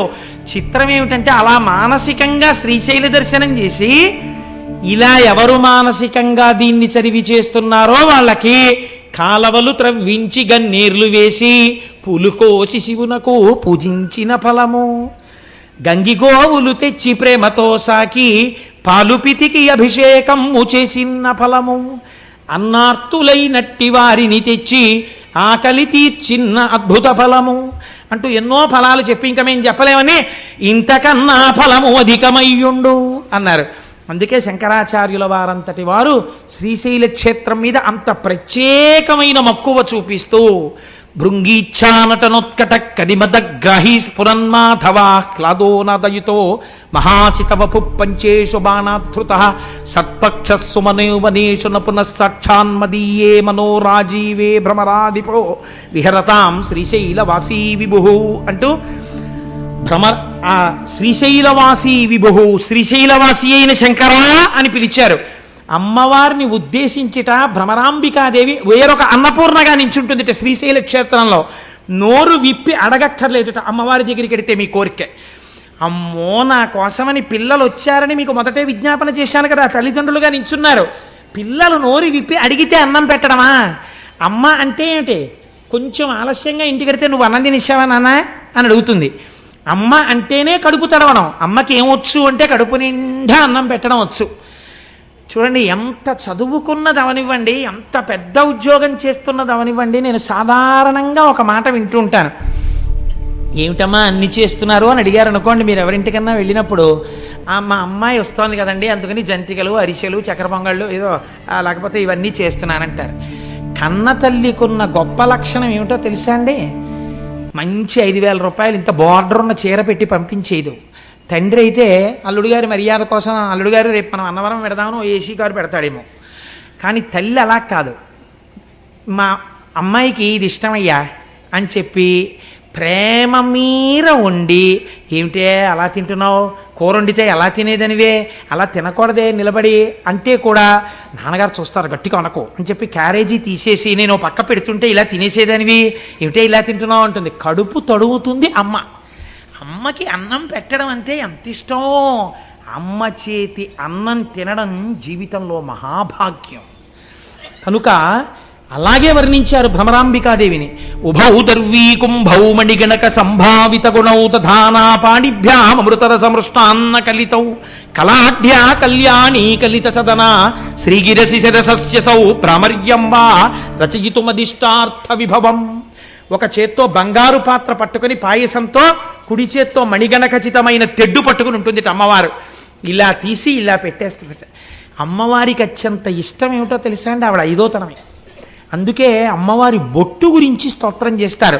కస్తూరి తిలకంచితేందు విలసత్ప్రోద్భాసి పాలస్థలీం కర్పూర ద్రవమిశ్ర చూర్ణ కపురామోదోల్ల సద్రీటికాం లోలాపంగతరంగతైరితి కృపాసారైర్నతానందినీం శ్రీశైలస్థలవాసినీం భగవతీం శ్రీమాతరం భావయే శ్రీనాథధృతపాలిత త్రిభువనాం శ్రీచక్ర సంచారిణీం గానాసక్త మనోజ్ఞ యవ్వనల సద్గంధర్వ కన్యావృతాం దీనానామతివేల భాగ్యజననీం దివ్యాంబరాలంకృతాం శ్రీశైలస్థలవాసినీం భగవతీం శ్రీమాతరం భావయే. ఆవిడ దీనానామతివేల భాగ్యజననీం, దీనులైన వాళ్ళని రక్షించడానికి సిద్ధంగా ఉంటుందిట అమ్మ. అంత పరమపావనమైన క్షేత్రం శ్రీశైల క్షేత్రం. ఇంకిప్పుడు నేను ఉజ్జయిన్ గురించి మొదలు పెడితే అసలు ఆ ఉజ్జయిన్ అన్న నామమే అవంతిక. అవంతిక అంటేనే అమ్మవారి పేరు. అసలు ఆ అవంతిక ఏమిటో, ఆ ఉజ్జయిన్ ఏమిటో, ఆ మహాకాళేశ్వరుడు ఏమిటో, అక్కడ ఆ కాళికాదేవి ఏమిటో, కాళిదాసుకు అంత కవిత్వ శక్తి ఎందుకు ఇచ్చేసిందో, అసలు ఆ క్షేత్రంలో ఉన్న గొప్పతనం ఏమిటో, అందులో చేసేటటువంటి భస్మహారతి అంటే ఏమిటో, అసలు ఆ మహాకాళేశ్వరం ఏమిటో ఇప్పుడు మొదలుపెట్టి ఎంతో కష్టపడి వండిన అన్నాన్ని గబగబా తినేసి వెళ్ళినట్టు కాకుండా హాయిగా కూర్చుని రేపు తృప్తి తీరా అనుభవిద్దాం. కాబట్టి రేపు ఉజ్జయిని వెడదాం, ఇవాళ మనం శ్రీశైలం వెళ్ళొచ్చాం. మంగళాశాసనపరై మదాచార్య పురోగమై సర్వైశ్చ పూర్వైరాచార్యై సత్కృతాయాస్తు మంగళం. మంగళం కోసలేంద్రాయ మహనీయ గుణాత్మనే చక్రవర్తి తనూజాయ సర్వభౌమాయ మంగళం. ఉమాకాంతాయ కాంతాయ కామితార్థప్రదాయినే శ్రీగిరీశాయ దేవాయ మలినాథాయ మంగళం. కరచరణకృతం వా కర్మవాక్కాయజం వా శ్రవణనైనజం వా మానసం వాపరాధం విహితమవిహితం వా సర్వమేత్తక్షమస్వ. శివ శివ కరుణాబ్ధే శ్రీ మహాదేవ శంభో. సర్వం శ్రీ ఉమామహేశ్వర పరబ్రహ్మార్పణమస్తు. స్వస్తి.